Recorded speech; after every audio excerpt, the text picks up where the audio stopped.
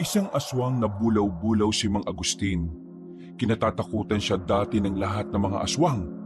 Pero nang makilala niya si Aling Hilda, ang babaeng manunugis ng aswang, tumibok ang kanyang puso. Ginawa niya ang lahat para mapaibig ito. Nang magsimula na silang bumuo ng pamilya, itinago ni Mang Agustin ang pagiging aswang niya para mapangalagaan ang kanyang mag-ina. Tuwing gabi, nagpupunta siya sa gubat kasama ang anak niyang si Daniel. Doon sila naglalagay ng bitag para makahuli ng mga hayop. Pero isang araw, nalaman nila mula kay Lola Delia ang matandang aswang na gabunan, may isang naghahari-harian sa gubat. Kinatatakutan na ito ng mga aswang dahil wala itong pinipiling lapain. Kahit ang kapwa aswang nito ay ginagawa niyang panlaman ng tiyan. Pero mas pinili ni Mang Agustin ang hindi sumabak sa gulo para mapangalagaan ang kanyang pamilya. Pero napipilitan siyang ilabas ang tunay niyang pagkatao nang malagay na sa panganib ang kanyang mag-ina. Kinalaban niya si Lucio, ang aswang na daghamon na nang-aalipin ng ibang aswang para sa sariling kapakanan. Paano matatalo ni Mang Lucio ang kalaban kung sa tagal ng panahon na hindi siya nakikipagdigmaan ay tila nakalimutan na niya ang pakikipaglaban? Dumagdag pa ang takot sa kanya dahil pakiramdam niya ay wala na ang dati niyang lakas. Paano niyang ipagtatanggol ang kanyang mag-ina kung ang namamayani sa kanyang loob ay ang kaduwagan? Maibalik kaya niya ang tapang at ang dating aswang na kinatatakutan ng lahat? Tunghayan ang kwento ni Mang Agustin at alamin kung paano siyang nagwagi laban sa mga aswang na sakim. Tignan mo anak, may mga naliligo na naman dito sa ilog oh. Mga kadalagahan pa. Abay, pagkagaganda naman talaga ng mga batang yan. Ang gaganda nilang tingnan habang naliligo. Madaming magaganda dito sa lugar natin no. Kilatisin mong mabuti ang mga dalaga, Daniel. Pumili ka ng isang babaeng liligawan mo. Sa dami niyan siguro naman makakapili ka na ng magiging nobya. Tay naman, ang sabi ni nanay, mag-igib daw tayo ng tubig dito sa ilog. Tapos may nakita ka lang ng mga babae, nagkakaganya ka na naman. Bakit ba kailangan nating manilip pala sa babaeng naliligo? Nako, yari na naman tayo kay nanay nito. Paluluhurin na naman niya tayo sa munggo. Mag-igib na nga lang po tayo na makauwi na. Ikaw naman no, ang laki ng takot mo sa nanay mo. Di naman niya malalaman kung di tayo magsasabi. Huwag kang mag-alala dyan. Ikaw na nga itong sinasamahan na makapili ng mapapangasawa tapos aayaw ka pa. Hindi ko naman po kailangan na mapapangasawa, tay. At bakit hindi? Abay tumatanda ka na. 30 anyos ka na. Wala ka bang balak na lumagay sa tahimik? Hindi ko pa po naiisip yan sa ngayon eh. Huwag na nga po natin pag-usapan pa yan. Umalis na tayo sa pagkakatago dito sa damuhan at baka mahuli pa tayo ng mga babaeng yan eh. Ay nako, ito talagang anak ko oh. Napakapihikan sa babae. Sa bagay, tama rin naman na maging mapili para makakuha ng babaeng maganda, mabait at saka Tay, pinili mo rin naman dati si nanay, di ba? Ginusto mo siya. Sabi mo pa nga, nung unang kita mo pa lang sa kanya para siyang Diyosa sa kagandahan. Napakabait at mahinhin pa. Bakit parang ngayon nagsisisi ka na? Oo nga, ganon nga ang nanay mo noong dalaga pa. Ewan ko ba kung bakit naging sanggana ngayon? Ano pong sanggana? Di babaeng sanggano, sanggana. Ikaw talaga tayo, ang daming alam. Tingnan mo naman kasi kung gaano kabagis ng nanay mo. Parang laging galing sa impyerno. Panay nakasigaw, galit na galit. Gano'n naman talaga ang maging ina at asawa. Ikaw ba naman ang magkaasawa ng makulit, matigas ang ulo, mahilig manilip ng babae, at higit sa lahat, palaging sumusuot sa gulo? Ay, pinagsasabi mong bata ka. Hindi ako ganyan ha. Sus, talaga ba? Ito nga po, ikaw nagdala sa akin dito para manilip sa mga babaeng yan. Kaya galit na galit sa'yo si nanay Palagi mo na lang itong ginagawa at ako lagi ang idinadahilan mo. Tara na nga po, mag-igib na nga tayo bago pa tayo sunduin ni nanay ng walis tingting. Inis na tumango si Mang Agustin at sumunod na lang sa anak. Palinga-linga pa siya habang lumalabas sila sa pinagtataguang damo. Nang makalabas ang mag-ama, ay nanlalaki ang kanilang mga mata dahil sa pagkagulat. Nakita nilang nakatayo si Aling Hilda na parabang inaabangan talaga silang makalabas. Sa pagtaas pa lang ng kilay ng ginang, ay nanginig na kagad ang tuhod na mag-ama. Naibaling nila ang tingin sa dalang walis tingting nito at inihahampas-hampas pa sa kanyang palad. Bigla namang nagtago si Mang Agustin sa likuran ng kanyang anak dahil sa takot sa kanyang asawa. Anong ginagawa niyo dyan sa damuhan, ha? Nay, kasi po, kasi, ikaw na nga tayo magpaliwanag. Ito na nga ba sinasabi ko sa inyo eh. Ano sabi ang ginagawa niyo dyan sa damuhan? Ay, nanonood lang ng naliligong mga babae. Nabitiw ako kasi ang galon at dito tumalbog. Kinuha lang namin, Hilda. Sama pa yon. Talaga? Kinuha niyo lang? Oo, ganun na nga. Kanina pa kayo diyang dalawa. Ang tagal niyong lumabas sa damuhan na yan, tapos yan ang dahilan mo. Wala namang balon dyan para mahulog sa malalim ang galon na dala ninyo. Ang sabi ko, mag-igib kayo ng tubig at punuin ang mga drum sa imbakan. Kaya palang tagal niyong bumalik dahil naninilip na naman kayo ng mga babae. Walang yaka talagang matanda ka. Lumapit ka sa akin at lalatayan ko yung buong katawan mo gamit itong dalakong walis. Ano ka ba naman? Huwag ka nga mag-iskandalo dito, Hilda. Baka mamaya isipin nila na palagi mo kong inaapi. Ikaw rin, kakalat na masama kang asawa. Ay wala akong pakialam. Dinadamay mo pa ang anak mo sa kalokohan mong matanda ka? Nay, ako po naman tama na po yan. Naghabulan na naman kayo dito ni tatay eh. Ano ba yan? Talaga naman sakit niyo sa ulo. Naku, dyan na nga kayo. Dali-daling pumunta sa ilog si Mang Agustin para lagyan ng tubig ang dala niyang galon. At nang mapuno ito, kaagad siyang umuwi para iwasan ng asawa. Pero mabilis tumakbo si Aling Hilda kaya hinahabol pa rin siya hanggang sa makarating sila sa bahay. Papasok na si Mang Agustin sa bahay at pagsasara na sana niya ng pinto ang asawa pero biglang iniharang ng ginang ang kanyang paa sa pinto. Sige, Agustin, isarado mo ang pinto at nang maipit ang paa ko. Mas lalo ka malilintikan sa akin. Hindi ko naman isasara ang pinto. Ito nga ibubukas ko pa ng malaki para makapasok ka. Halika, dito tayo sa loob ng bahay mag-usap. Usap? Ay, hindi tayo mag-uusap. Pumunta kayo sa kusina ng anak mo at paluluhuri ko kayo sa bilao na may mongga. Hilda naman. Ano pa naman kasi? Bakit ka ba nagagalit? Nag-iigib nga lang kami sa ilog eh. Di ba nga't pinag-igib mo kami? Tapos magagalit ka. Lagi ka nalang ganyan. Wala kang tiwala sa ginagawa namin ng anak mo. Sa anak mo may tiwala ako. Pero ikaw na matanda ka, wala. Hindi na talaga ako magtitiwala sa iyo. Ilang beses mo na ba akong ginagalit, ha? Gusto mo talaga yatang maputulan ako ng ugat sa batok eh. Siguro, ipinapanalangin mong mamatay na ako, ha? Allah, grabe ka naman, Hilda. Bakit ko naman gagawin sa'yo yon? Mahal na mahal kaya kita. Mahal pala, ha? May pagmamahal bang puro babae ang inaatupag mo? Hala, luhod sa munggo! Hilda naman. Lumuhod ka sa munggo o bubudburan kita ng asin? Mas lalong hala. Sa munggo na lang ako luluhod kaysa budburan mo ako ng asin. O sige, lumuhod ka na. Eto na nga, luluhod na. Ikaw ba'y hindi nagsasawa sa ginagawa mong pagpapahirap sa akin? Hindi. Hanggat hindi ka tumitino, talagang hindi kita titigilan. Nasaan na ba yung anak mo? Huwag mo nang idamay si Daniel. Kawawa naman. Hindi naman niya gustong manilip sa mga babae. Isinama ko lang siya. Di lumabas din na naninilip nga kayo ng mga babaeng naliligo doon sa ilog. Ha? Sinabi ko ba yun? Nako po.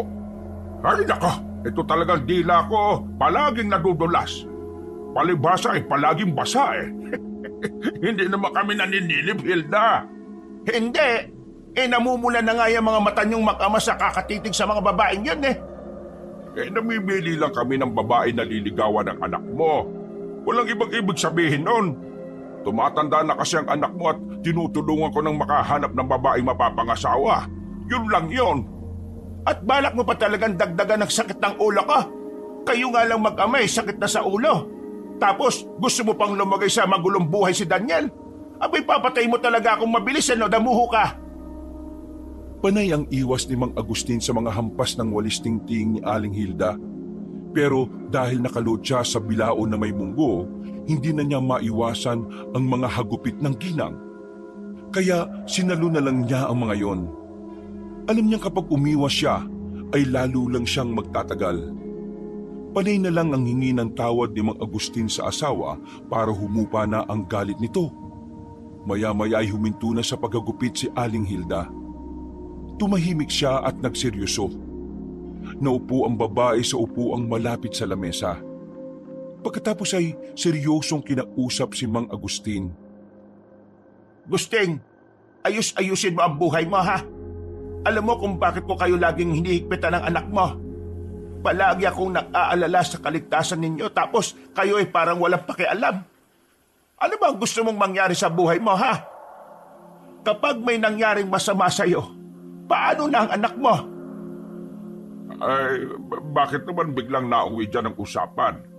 Hindi ko naman pinababayaan ang anak natin. Hindi ko naman hahayaan na mapahamak siya. Sa ginagawa mo, ipinapahamak mo na siya. Kagaya kanina na lang sa ilog. Nagsaahas pa talaga kayong dalawa at saka nagtago sa damuhan. Paano kung may makakita sa inyo? Ang tagal nating itinago ang pagiging aswang ninyo para hindi malantad dito sa baryo natin sa Capiz. Tapos, ikaw naman hindi nag-iingat. Wala namang nakakita, Hilda. Tumigil ka na nga sa kalandian mo. Kapag talaga napahamak ang anak ko dahil sa iyo, lalamasin ko talaga ang katawan mo sa asin hanggang sa malapnos ka. Tapos, ipapasok kita sa tapayan na puno ng asin para maging burong aswang ka. Ay, grabe naman ang parusa na yan. Talagang gagawin ko, Gusting. Hindi ka na tumino Baka nakakalimutan mong lagi na kayong kamuntikan ng anak mo na mahuli sa tuwing nagsasaaswang kayo sa gubat.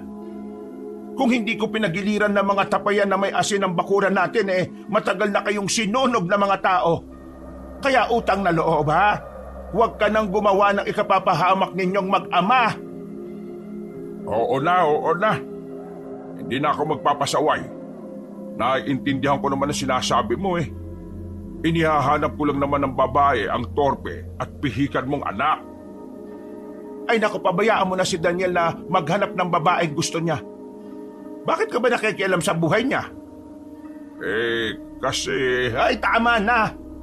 Ito nang huli kong mahuhuli kayong gumawa ng kalokohan, ha? Sa susunod talaga, sa asin ko na kayo paluluhurin. Wag naman, mahal ko.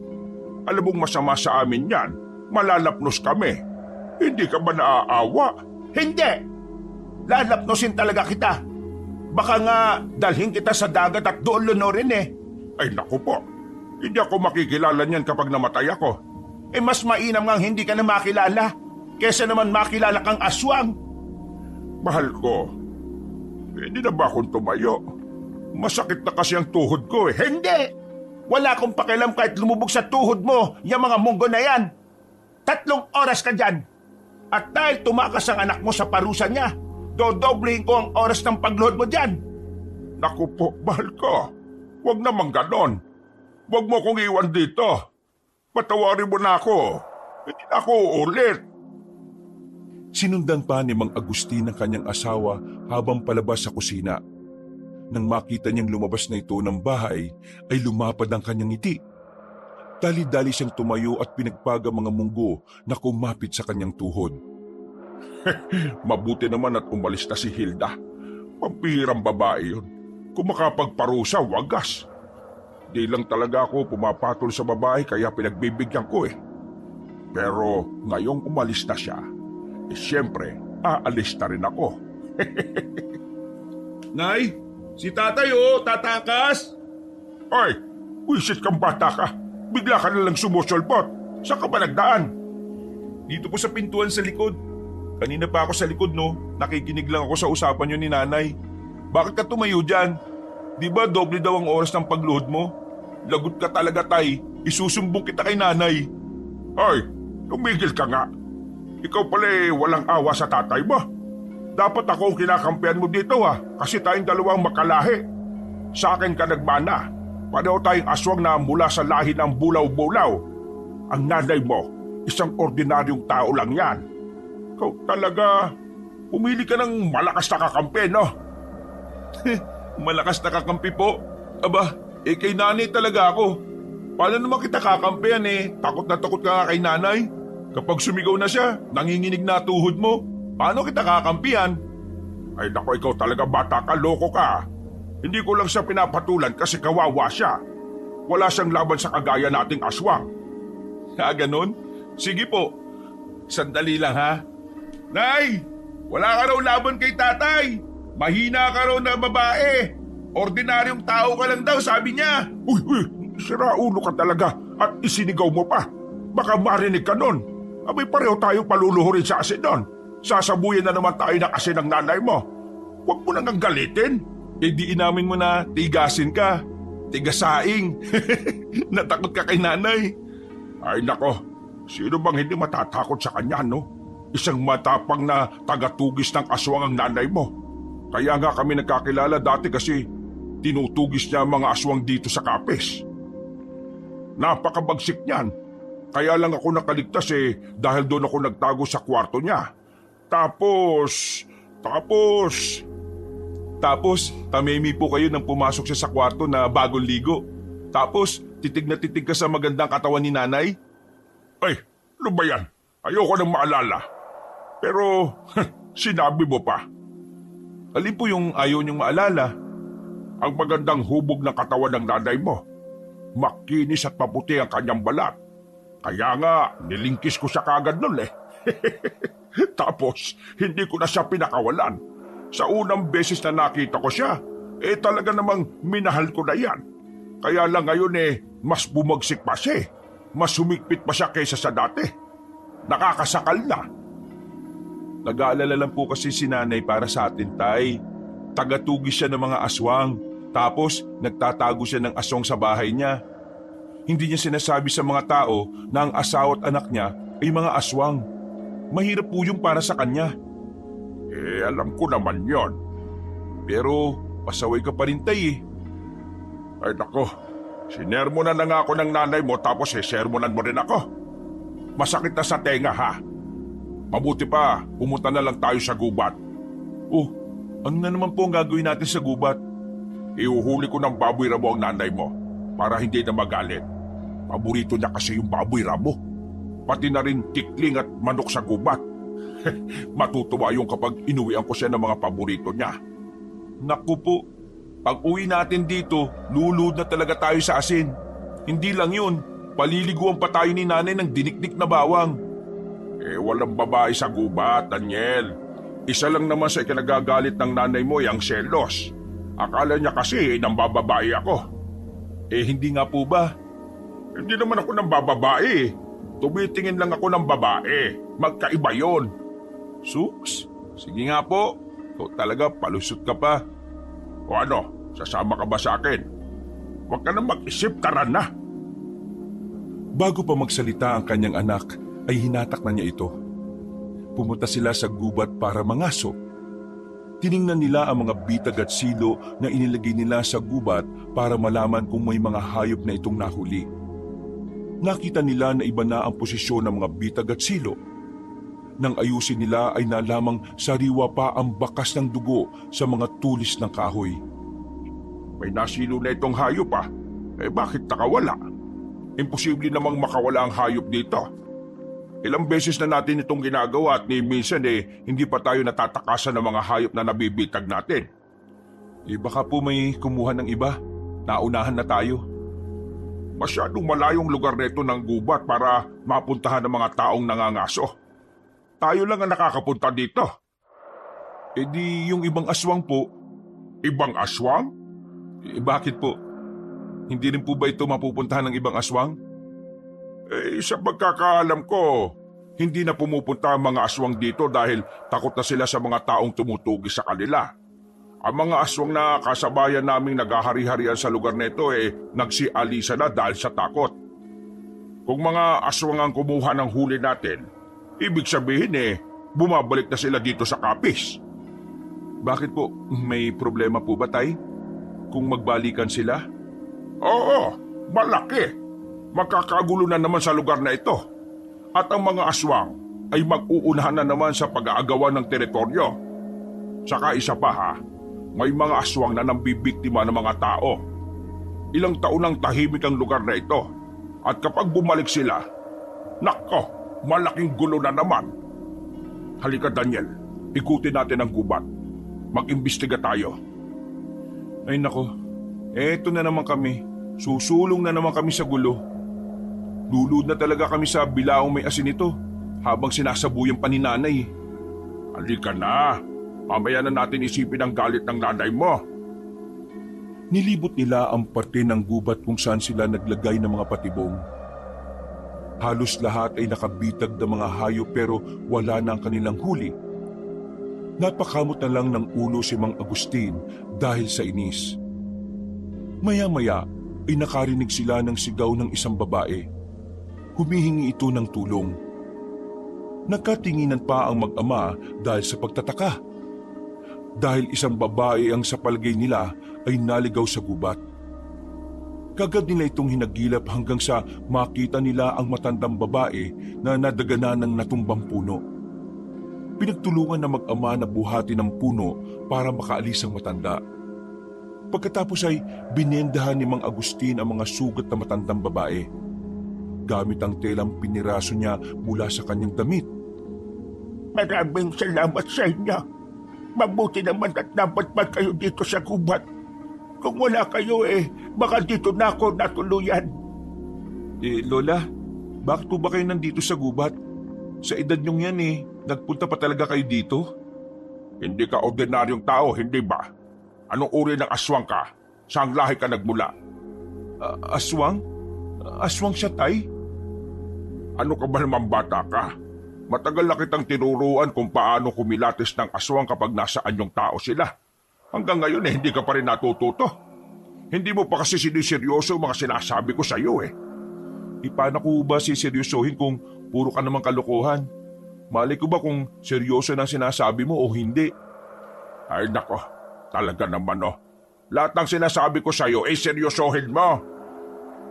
Ayoko po Yari na naman ako kay nanay niyan Oo, tama ka. Isa nga akong aswang. Mula ako sa lahi ng mga gabunan. Kaya po pala kulay puti ang buhok ninyo. Akala ko dahil puro uban na yan. Kami naman po mula sa lahi ng mga bulaw-bulaw.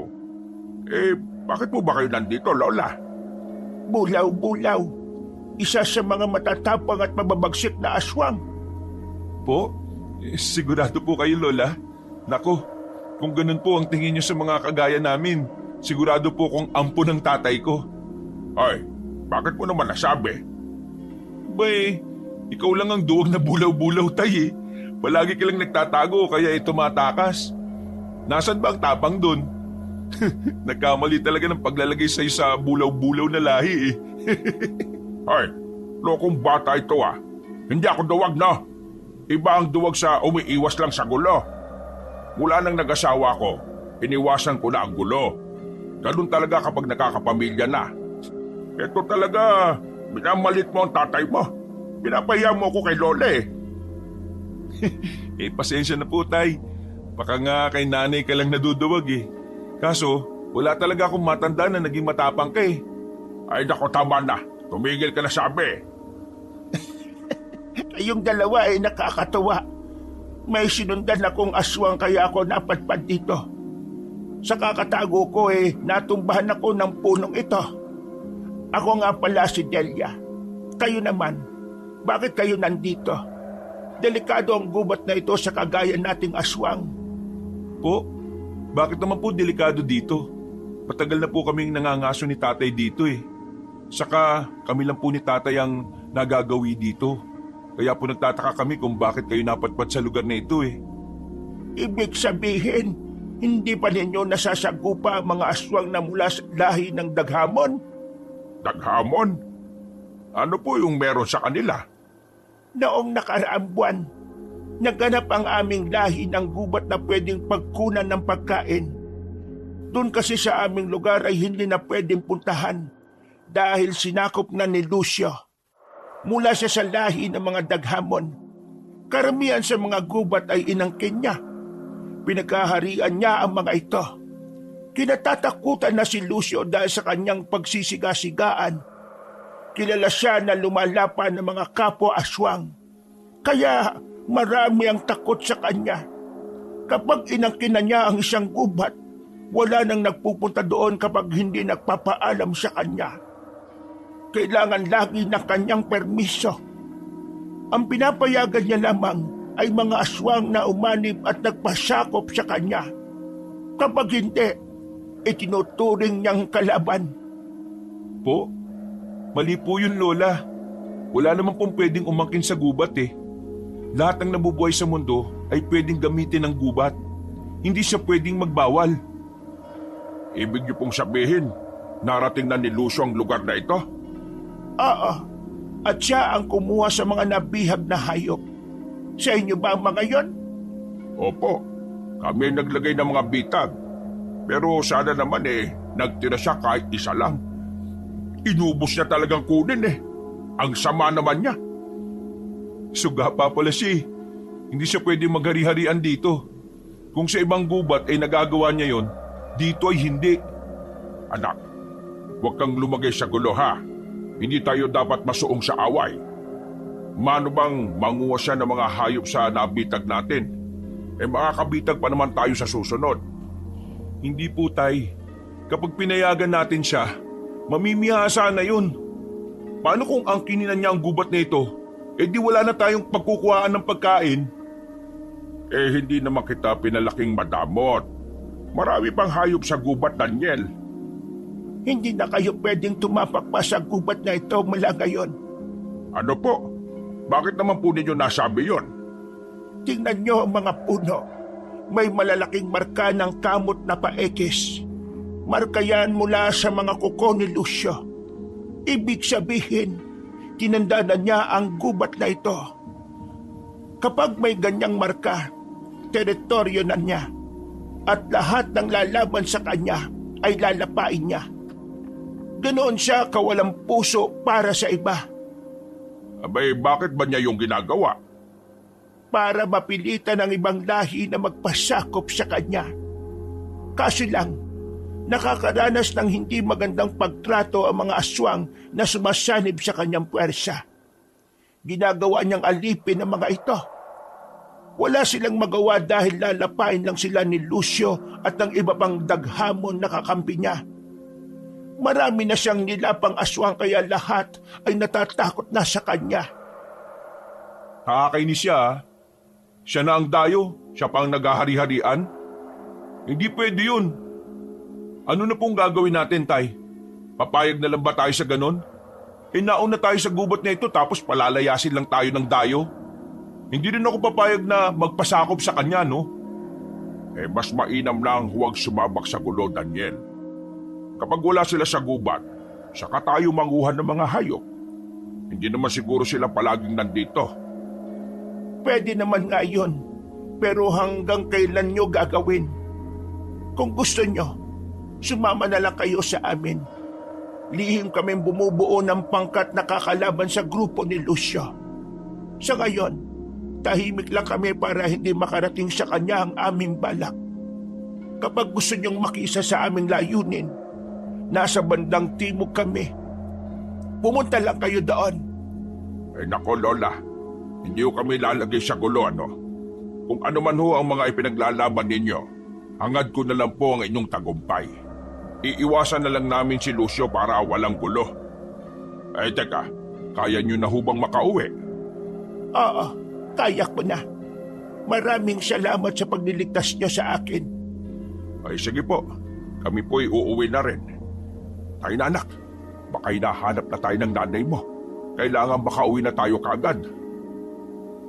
Ramdam ni Mang Agustin ang inis ng kanyang anak.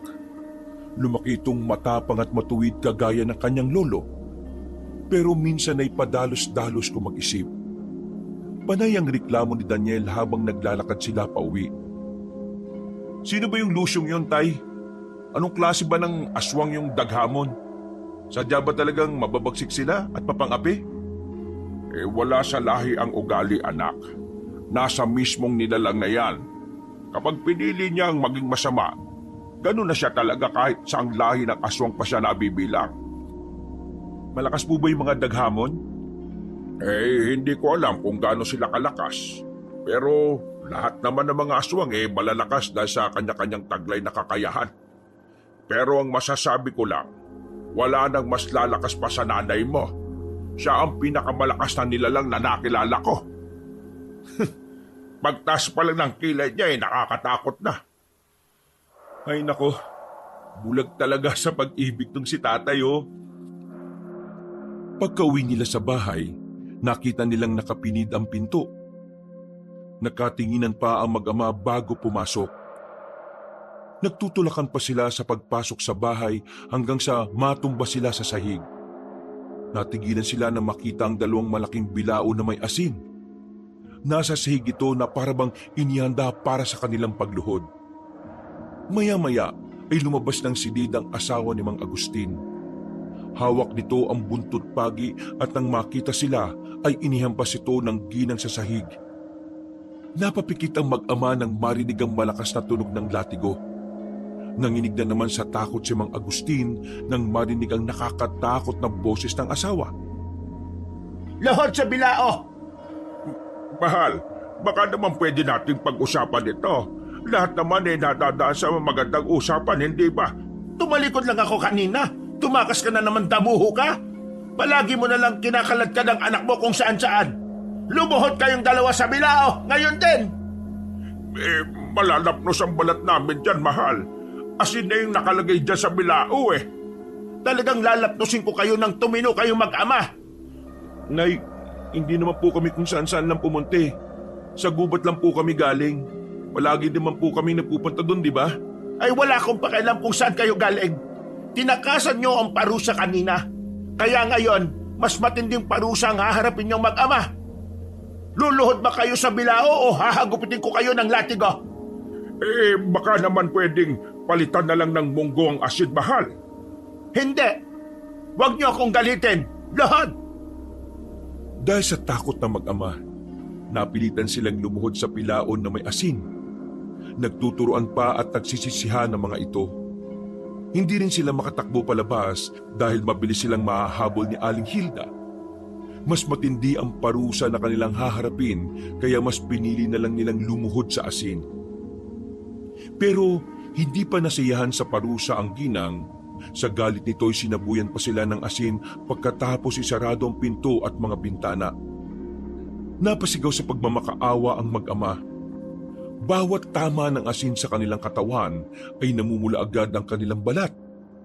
Takot na takot si Mang Agustin sa asawa. Lalo na at nakita niyang nagliliyab sa galit ang mga mata nito. Bakit ka ba nagagalit? Wala naman kami ginawang masama Hindi kayo mapirme dito sa bahay. Palagi nyo akong pinag-aalala. Kapag nahuli kayong dalawa ng mga tao ay susunugin kayo ng buhay. Hindi na nyo ako naisip. Patawarin mo na ako, mahal ko. Hindi na ako uulit. Hindi na ako lalayo dito. Kahit sa gubat hindi na ako pupunta. Kung hindi tayo pupunta sa gubat, Tay, sana tayo kukuha ng pagkain. Hindi naman sasapat ang mga alaga nating hayop. Nakita mo na tinuturo mo sa anak mo. Nagiging panasagot at palakatwiran na rin. Nako, ikaw, Daniel, ha? Huwag ka na nga munang sumabat kung ayaw mong maging bulate tayong inaasinan dito. Mahal ko, ipatawarin mo na ako. Hindi na talaga ako uulit. Ako na rin ang magdidisiplina sa anak natin. Mamimirmi na kami dito sa bahay. Talagang mamimirmi na kayo dito. Hindi na kayo pupunta sa gubat. Nay, paano na po yung pagkain namin? Ay matuto kang mag-alaga ng mga hayop kung gusto mong kumain ng sariwang karne. Kung ayaw mong magbanat ng buto, Daniel, magutom ka. Mula ngayon, hindi na kayo pupunta sa gubat. Naintindihan niyo ba? Sumagot kayo. Hindi na talaga, mahal ko. Promise, hindi na kami babalik doon. Uy, sumagot ka anak. Mangako ka sa nanay mo na hindi na tayo babalik doon. Saka hindi na talaga tayo babalik, delikado na kasi doon, di ba? Ay nako, sige na nga po. Pangako nay, hindi na po ako sasama kay tatay. Hoy, mali yung sinasabi mo hindi yon. Kapag po sumama ako sa inyo, napapahamak ako lagi. Ikaw na lang ang maiwan dito sa bahay, tay. Ako na lang ang didilihensya ng pagkain natin. Wala nang aalis sa bahay na ito. Sa oras na tumakas uli kayong dalawa, huwag na kayong babalik dito. Naintindihan niyo ba? Kalimutan niyo na lang ako kung puro sarili niyo lang ang iniisip ninyo. Sumang-ayon na lang ang mag-ama sa kagustuhan ni Aling Hilda para matapos na agad ang parusa nito sa kanila.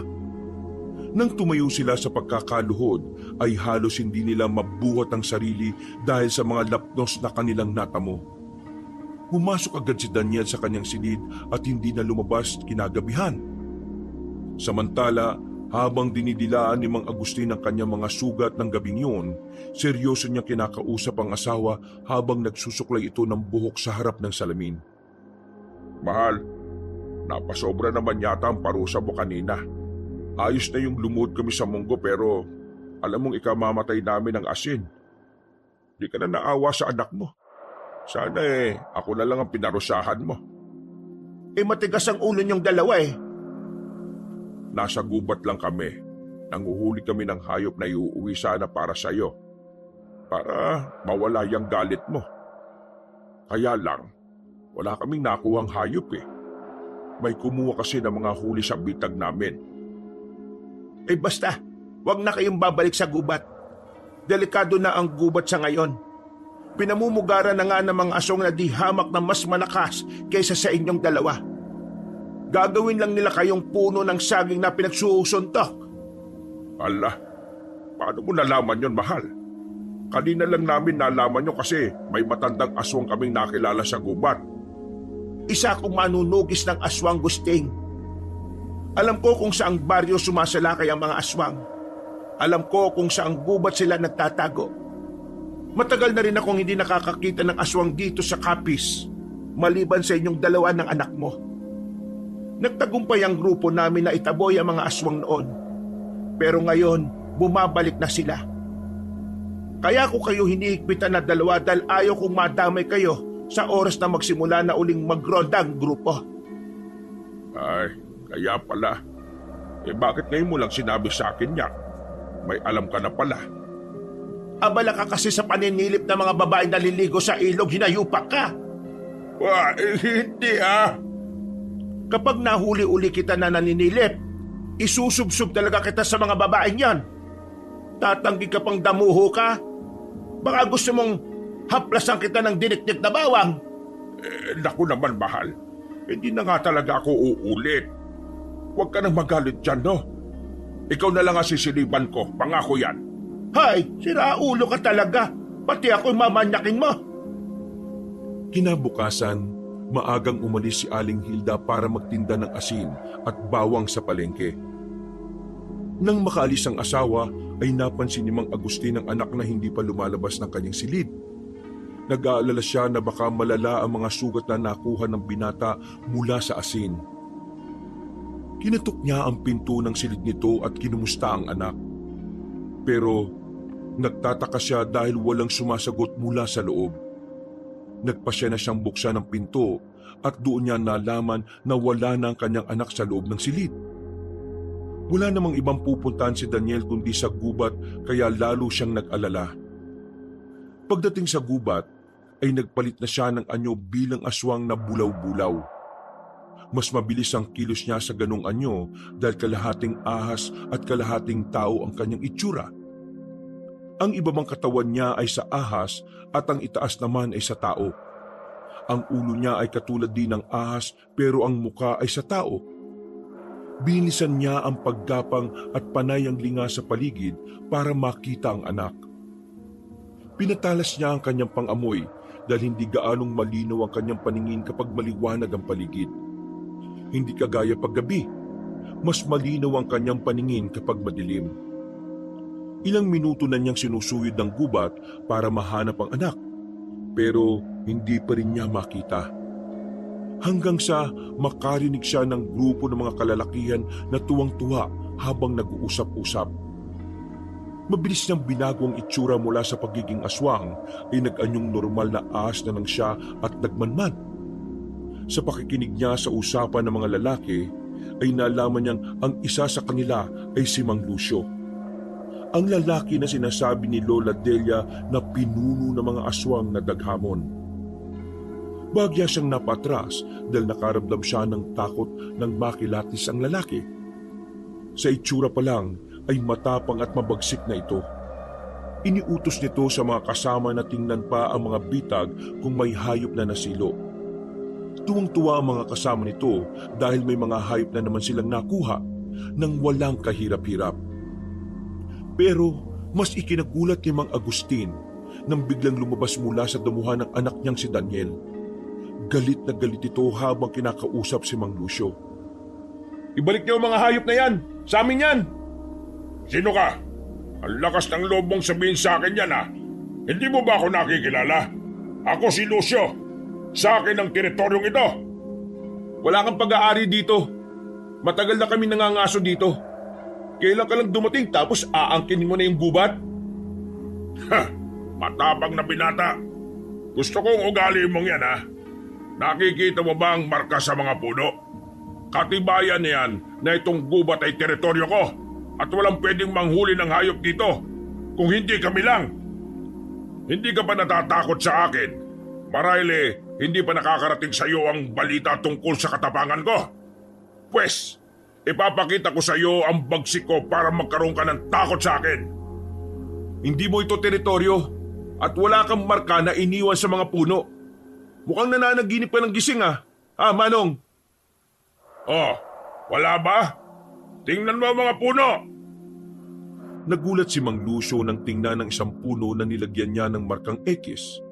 Nawala na nga ang markang iniligay niya dahil binalatan ng puno. Tiningnan din niya ang ibang mga puno. Lahat ng markang inilagay niya ay tinanggal. Tumawa ng malakas si Mang Lucio. Naramdaman naman ni Mang Agustin ang kanyang takot nang marinig ang tawa na yon. Sira na yata ang tuktok ng anak ko. Binalatan niya ang mga puno para lang tanggalin ang marka. Mahusay nga ang ginawa niya. Kaya lang mas delikado na ngayon ang buhay niya. Mukhang nagalit niya ng gusto yung lalaking yon. Yari na. Hindi talaga nag-iisip tong si Daniel Mahusay ang ginawa mo, binata. Binalatan mo ang katawan ng puno para maalis ang marka. Gusto ko ang katalinuhan mong yan, ha? Pinahanga mo ko. Hindi mo ito teritoryo. Ibalik mo ang mga hayop na yan. Sa amin yan. Gumawa kayo ng sarili niyong bitag o kaya manghuli na lang kayo ng mga hayop. Sa laki ng katawan niyo, marami kayong mahuhuli. Bakit hindi natin pag-usapan ito ng maayos? Kung papayag kang umanib sa aking pangkat, ibibigay ko sa iyo ang kalahati ng aking huli. Papayagan din kitang mangaso ng malaya. Kahit anong oras mo gustuhin, dito sa teritoryo ko. Dahil ang teritoryo ko ay magiging teritoryo mo na rin. Ano? Ayaw mo pa ba yan? Bukod pa dyan, hindi ka magagawang apihin o takutin ng ibang mga aswang kapag nalaman nilang isa ka sa aking mga alagad. Katatakutan ka rin nila. Hindi ako nagpapasakop sa kahit na sino. Ang masasabi ko lang, babawiin ko ang para sa akin. Matapang talaga ang isang ito, ha? Sige, bibigyan kita ng pagkakataong kalabanin ako. Kapag natalo mo ko, papayagan kita na manghuli ng mga hayop dito sa gubat. Ibibigay ko rin ang kalahati ng mga hayop na nakuha ko ngayon. Pero kapag natalo ka, gagawin kitang alipin. Wisit, ano bang gagawin ko? Hindi ko pa naman naturuan si Daniel ng pakikipaglaban. Dihato siya. Dapat umatras na lang siya. Pinapairal kasi ang katigasan ng ulo ng batang to. Hindi sila pwedeng maglaban. Wala naman siyang laban sa lalaking yun Mukhang isang mandirigma ang Lucio na yun. Wala siyang binatbat sa lalaking yon. Pinilit ni Mang Agustin na malapitan ng kanyang anak habang nasa anyong ahas siya. Pero kahit anong tawag niya dito, ay hindi siya pinapansin ni Daniel. Hindi rin ito naririnig ang pagtunog ng ahas niya. Maya-maya ay nakita niya ang anak na nag-anyong bulaw-bulaw na.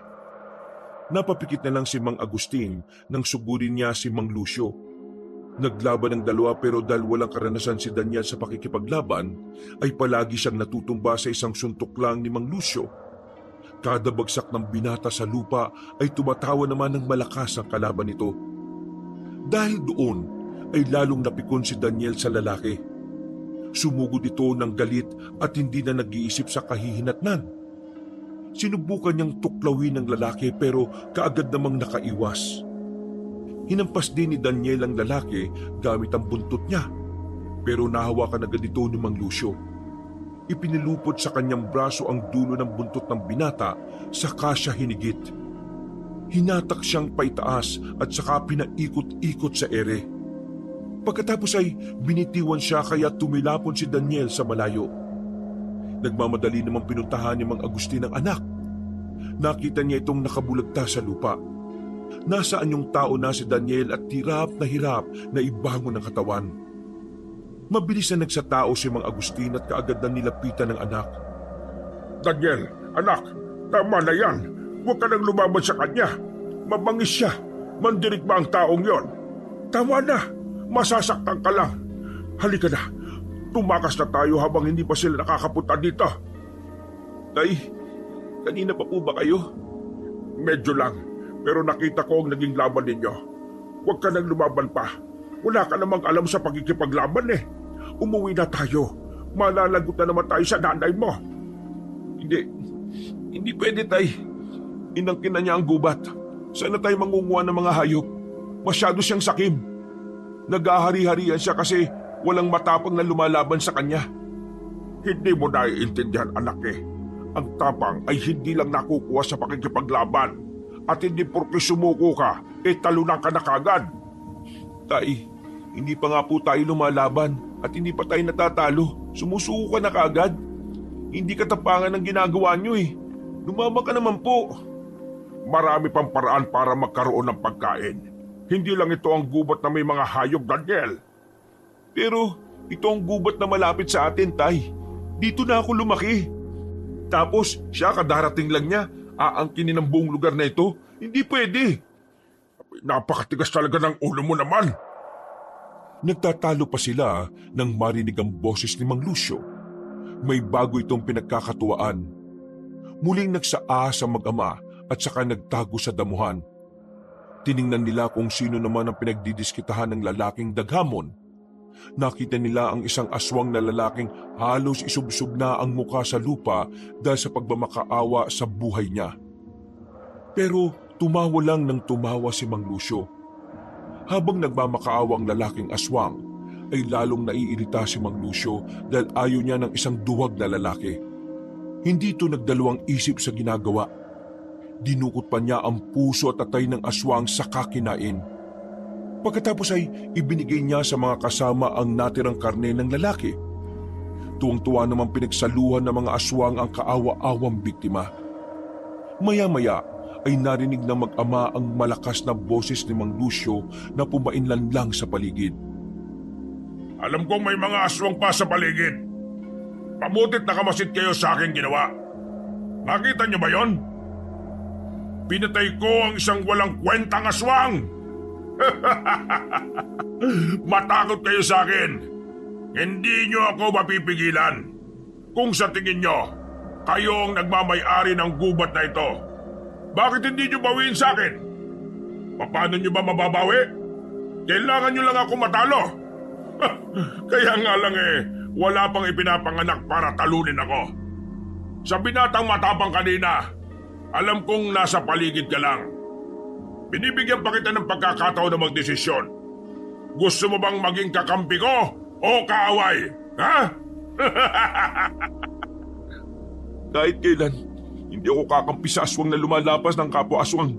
Sa susunod, akong pipili sa kanya at paduduguin ko ang bibig niya hanggang sa hindi na siya makapagsalita. Hoy, tumahimik ka nga. Baka mamaya ay marinig ka niya. Kapag naramdaman niya kung saan tayo nagtatago tapos na ang buhay natin. Binata! Dahil sa katapangan ay pinakita mo kanina sa akin, Iiwanan kita ng gantimpala. Sa'yo na itong isang hayop na nakuha ko. Sa susunod na pagkikita natin, siguro naman ay nakapagpasya ka na. Alam kong matalino ka.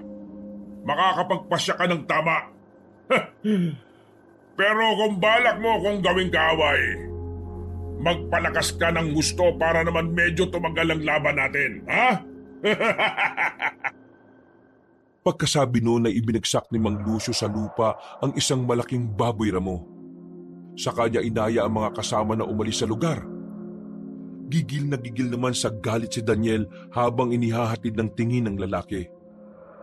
Nang makaalis na sila, ay saka lumabas mula sa pinagtataguan ng mag-ama. Nagsatao na sila nang lumapit sa baboy ramo. Pinagsusuntok ni Daniel ang baboy kahit wala na itong buhay. Doon niya ibinuhos ang galit. Tama na yan, anak. Patay na ang baboy. Huwag mong durugin ang laman. Hindi na yan magiging masarap. Tara na, umuwi na tayo. Ako na magpapasa ng baboy ramo. Hindi ka ba nagagalit sa kanya, Tay? Bakit nanood ka lang? Bakit hindi ka po lumaban? Para saan? Gusto ko ang tahimik na buhay, anak. Ayaw ko nang lumagay sa gulo. Hindi ka naman lalagay sa gulo eh. Saka hindi naman masama na ipaglaban ng tama. Sa tingin mo ba kapag nilabanan mo siya at natalo siya, matatapos na doon ang lahat? Hindi, Daniel. Doon palang sisiklab ang labanan na walang katapusan. Nakikita ko ang ugali ng halimaw na yon. Hindi siya papayag na may makatalo sa kanya. Lalo lang siyang mag-aasik ng karanasan kapag may isang tumapat sa kanyang tapang at lakas. Hindi ka na matatahimik. Kaya piliin mo na lang ang tahimik na buhay, anak. Yung asong na nilapa niya, hindi ka ba naawa sa kanya? Pinatay siya kahit nagmamakaawa siya sa buhay niya.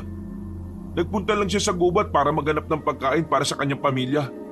Pero ngayon, hindi na siya makakabalik sa kanila. Paano ng pamilya niya?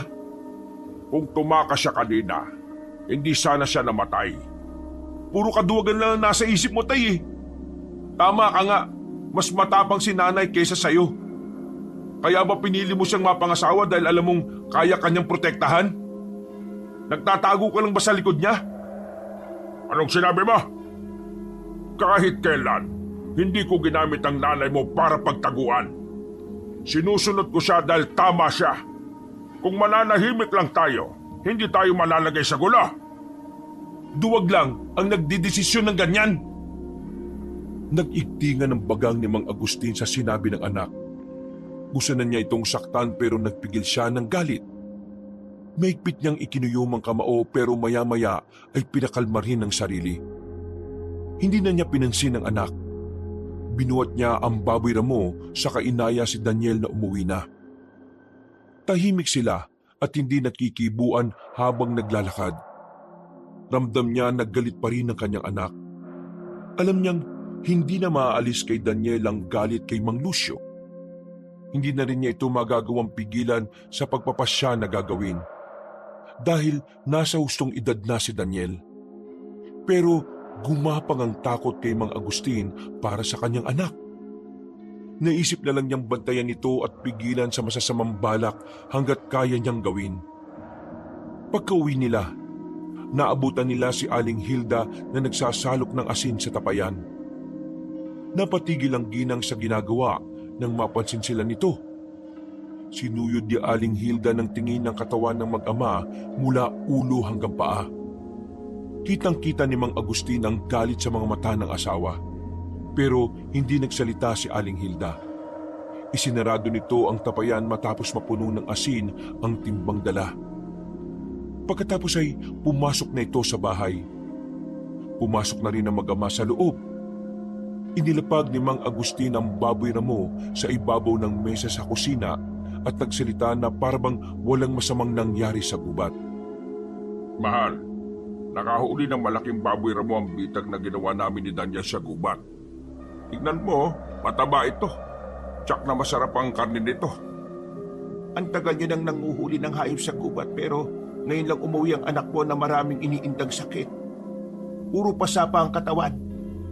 Gaano ba kalakas ang baboy ramo na yan? Nako, hindi mo lang alam, mahal. Nahirapan talaga kami na hulihin to. Sa gigil nga ng anak mo pinagsusuntok pa kahit patay na ang baboy. Inawat ko na nga lang siya. Dadali ko na nga sa likod para makatay. Habang binubuhat uli ni Mang Agustin ang baboy, nanginginig ang kamay niya dahil sa takot. Hawak ng asawa ang isang timbang asin. Sanay na siya na kapag galit ito ay bigla na lang siyang sinasabuyan ng asin. Pero nang sandaling yun, tahimik lang si Aling Hilda. Hindi kumibo hanggang sa makalabas sa kusina si Mang Agustin. Lalong gumapang ang takot sa dibdib niya nang makalabas ng bahay. Alam niyang mas galit ang asawa kapag ganong tahimik na ito at hindi nananakit. Nanginginig ang kamay niya habang tinitilad ang baboy. Sariwa ang karne nito na nagpapatakam sa kagayan niyang aswang. Pero dahil sa takot niya sa asawa at nasabayan pa ng pag-aalala sa anak, nawalan siya ng gana sa karne. Pagkatapos niyang linisin ng baboy ay pinakuluan niya ang kalahati nito. Ang sariwa naman ay ang hapunan nilang mag-ama.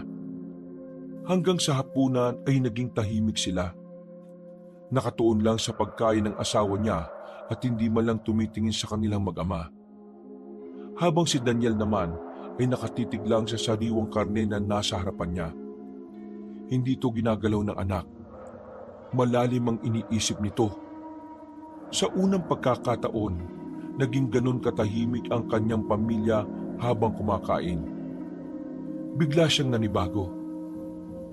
Anak, hindi ka ba kakain? Di ba gusto mo ang sariwang karne ng baboy ramo? Wala po akong gana. Ikaw na lang po kumain yan. Hindi mo dapat ginaganyan ng grasya. Kapag nagtampo yan, mahihirapan kang maghanap ng ganyan. Mahihirapan po tayo makakuha ng hayop sa gubat kapag may isang siraulong naghahari-harian doon. Wala na talaga tayo mapapala. Ano pong sinasabi mo? Tumahimik ka nga. Baka kung anong isipin ng nanay mo. Ay, wag mong pansinin ng anak mo, mahal ha. Kanina kasi sa gubat, meron kaming hindi nakaunawaan na aswang.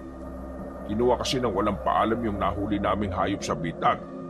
Medyo swapang ang aswang na yun dahil mabait tayo, pinagbigyan na lang namin. Di ba sabi mo, lumayo kami sa gulo. Kahit nasa gubat kami, sinusunod namin ang mga sinasabi mo. Ganun kami kabait ng anak mo Ganun ba? Sa sobrang kabaitan ninyo, nabugbog ang anak mo. Ha? Nako, dahil yan sa panguhuli ng baboy ramo. Nagwala kasi ang baboy habang inaalis namin sa bitag. Malit na bagay lang yon. Huwag mo nang alalahanin. Nawala ang peking ngiti ni Mang Agustin nang itarak ng asawa ang kutsilyo sa lamesa. Iniiwas din niya ang tingin dahil matalim nang tumitingin ang asawa niya.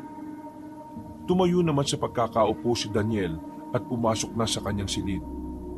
Nang makalis ang anak, saka nagsalita ng mas seryoso pa si Aling Hilda. Anong klaseng hayop ang naghahari-harian sa gubat, Busting? Ha? Wala yon. Huwag mo nang isipin yon. Tinatanong kita habang hindi pa sumasagad ang galit ko. Mamili ka ng lalapnos sa katawan mo. Asin o dinikdik na bawang? Ala naman. Huwag naman ganon. Kung ayaw mong malapnos, magsalita ka na. Huwag na tayong pumasok sa gulo, Hilda. At tatanda na tayo. Turuan na lang natin si Daniel na mamuhay ng simple at tahimik. Huwag na tayong sumali sa sigalot ng mga aswang sa gubat. Kung ganon, meron ngang nangyayaring hindi maganda doon. Marami na bang aswang ngayon na naglipa na sa gubat? Bumalik na ba silang lahat? Mahal ko. Sumagot ka! Ay nako, oo na. Merong dayong aswang na naghahari-harian ngayon sa gubat. Pero hindi sila mga aswang na nakasagupan natin noon. Mga bago sila. Pero matatapang din. Huwag na tayo uling pumasok sa gulo. Papayakan natin sila. Total sa gubat lang naman sila ng gugulo at nananakot Kapag hindi sila napalayas agad sa gubat, sa oras na maubos sa mga hayop doon, Sa tingin mo, saan na sila pupunta? Dito sa baryo, hindi ba? Magsisimula na naman silang mambiktima ng mga tao sa lugar na ito. At hindi ako papayag. Hilda, Habang hindi pa sila tumatawid sa gubat, dapat na silang itaboy palayo. ay nako. Ito na nga ba yung kinatatakot ko eh. Malalagay na naman sa gulo ang buhay natin yan. Ay nako. Malalim na ang gabi at hindi pa rin dalawin ng antok si Mang Agustin. Pabaling-baling siya sa higaan kaya naiinis na rin ang kanyang asawa. Bumangon uli si Aling Hilda at pumunta na lang sa kusina para magkape. Sumunod naman si Mang Agustin sa asawa. Pagdating sa kusina, narinig nilang may maingay sa likuran ng kanilang bahay. Lumabas si Mang Agustin para tingnan kung sino ang naroon. Nakita niya ang anak na nag-iinsayo sa pakikipaglaban ng mag-isa. Sinusuntok nito ang katawan ng puno ng mangga. Tahimik lang na nakamasid si Mang Agustin sa anak habang nag-iisip. Maya-maya ay tumabi sa kanya ang asawa at bitbit nito ang tasang may lamang mainit na kape. Kahit umuusok lang ang kape, ay nagagawa itong higupin ng asawa. Ibang klase ka talaga, no? Nagagawa mong higupin ng mainit na kape kahit bagong kulo ang tubig.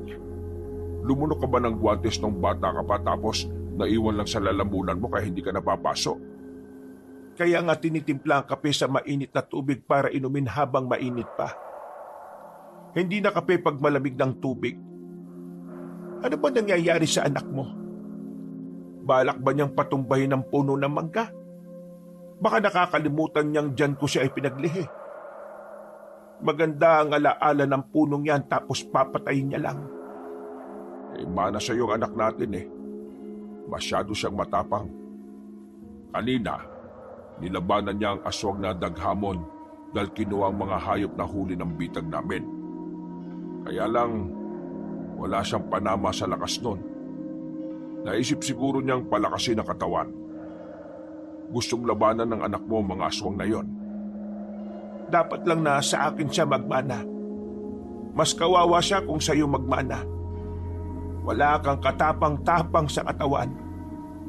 Grabe ka naman sa akin. Hindi naman kaduwagan ang umiwas sa gulo. Nakipaglaban ng anak mo sa aswang na yon. Anong ginawa mo? Ha? Nanood ka lang? Pinabayaan mo ang anak mo na masaktan? Hindi naman siya ganon. Inawat ko naman siya eh. Napatras si Mang Agustin nang makitang naningkit ang mga mata ng asawa. Inilapag na rin ito ang hawak na tasa ng kape sa lupa. Patakbo na siya nang biglang hawakan siya ng asawa sa buhok. Kinaladkad siya nito papunta sa puno ng mangga at saka inuntog ang ulo ng paulit-ulit. Walang hiya ka talaga. Napapahamak ng anak mo pero wala kang ginawa. Palagi na lang kaduwagan ang pinaiiral mo. Kapag aswang ang kalaban nyo, hindi ko kayo pipigilan na lumaban. Basta huwag nyo lang ibibisyo ang katauhan nyo sa mga taong tumutugis na mga aswang. Saka isa pa, kapag nalaman kong napahamak ang anak ko sa kapabayaan mo, ibuburo talaga kita sa tapayan na puno ng asin at bawang. Walang hiya kang lalaki ka.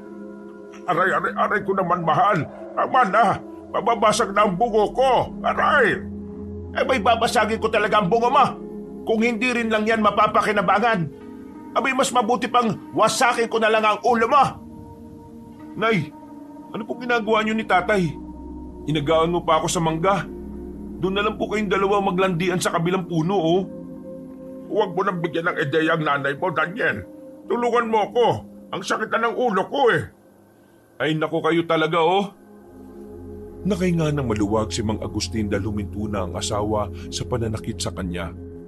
Nagseryoso na uli si Aling Hilda na kausapin ang anak. Nakita pa nito na dumudugo na ang kamao ni Daniel dahil sa kakasuntok sa puno ng mangga. Daniel, bakit ka namang galit na galit sa puno ng mangga? Kapag napatay mo yung puno na yan, ikaw ang ibabaon ko dyan. Nay naman, pinatitigas ko lang po ang mga buto ko para tumibay. Ayoko pong maging talunan. Gaano ba kalakas ang nakalaban mo? Parang galit na galit ka yata sa kanya.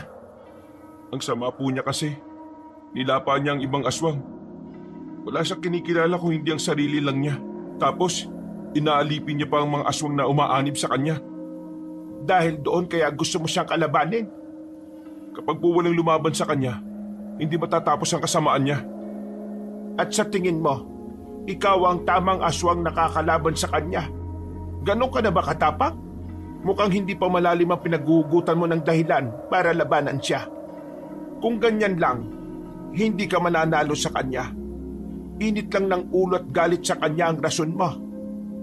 Ang tingin ko sa iyo, isa ka pa rin bata na nagalit dahil inagawan ng huling hayop. Tigilan mo ng pag-iinsayo at matulog ka na. Walang saysay ang ipinaglalaban mo. Pero Nay, Bata ka pa, Daniel. Hindi mo pa alam kung ano talaga ang buhay. Mamuhay na puro kalokohan ang itinuro sa iyo ng tatay mo. Tapos susuong ka sa labanan ng walang kahit na anong alam at dahilan. Mas mabuti pang huwag ka nang bumalik sa gubat. Mag-alaga ka ng maraming hayop para may makain ka. Ang gubat, ipaubaya mo na sa kanila. Bakit naman ako nadamay dyan? ganun na lang po yun. Nakita ko sa mismong harapan ko ang paglapan niya sa aswang na yun. Kikilos ba tayo kapag isa na sa atin ang nasa panganib? Papayagan lang kitang gawin ang gusto mo kapag natalo mo sa laban ng tatay mo. Si tatay? Napakaduwag niyan eh. Laging umaatras sa laban. Paano ko siya lalabanan? Bakit? Nakita mo na ba kung paano lumaban ng tatay mo? Hindi pa, di ba? Naku po, ang mag-inang ito.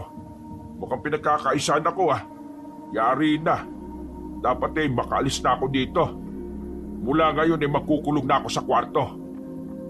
Dahil alam ni Mang Agustin na siseryosohin ng anak ang sinabi ng asawa, sineryoso din niya ang pagkukulong sa kwarto. Pero nang makaramdam siya ng gutom, di niya ito matiis kaya nagpa siyang lumabas ng bahay.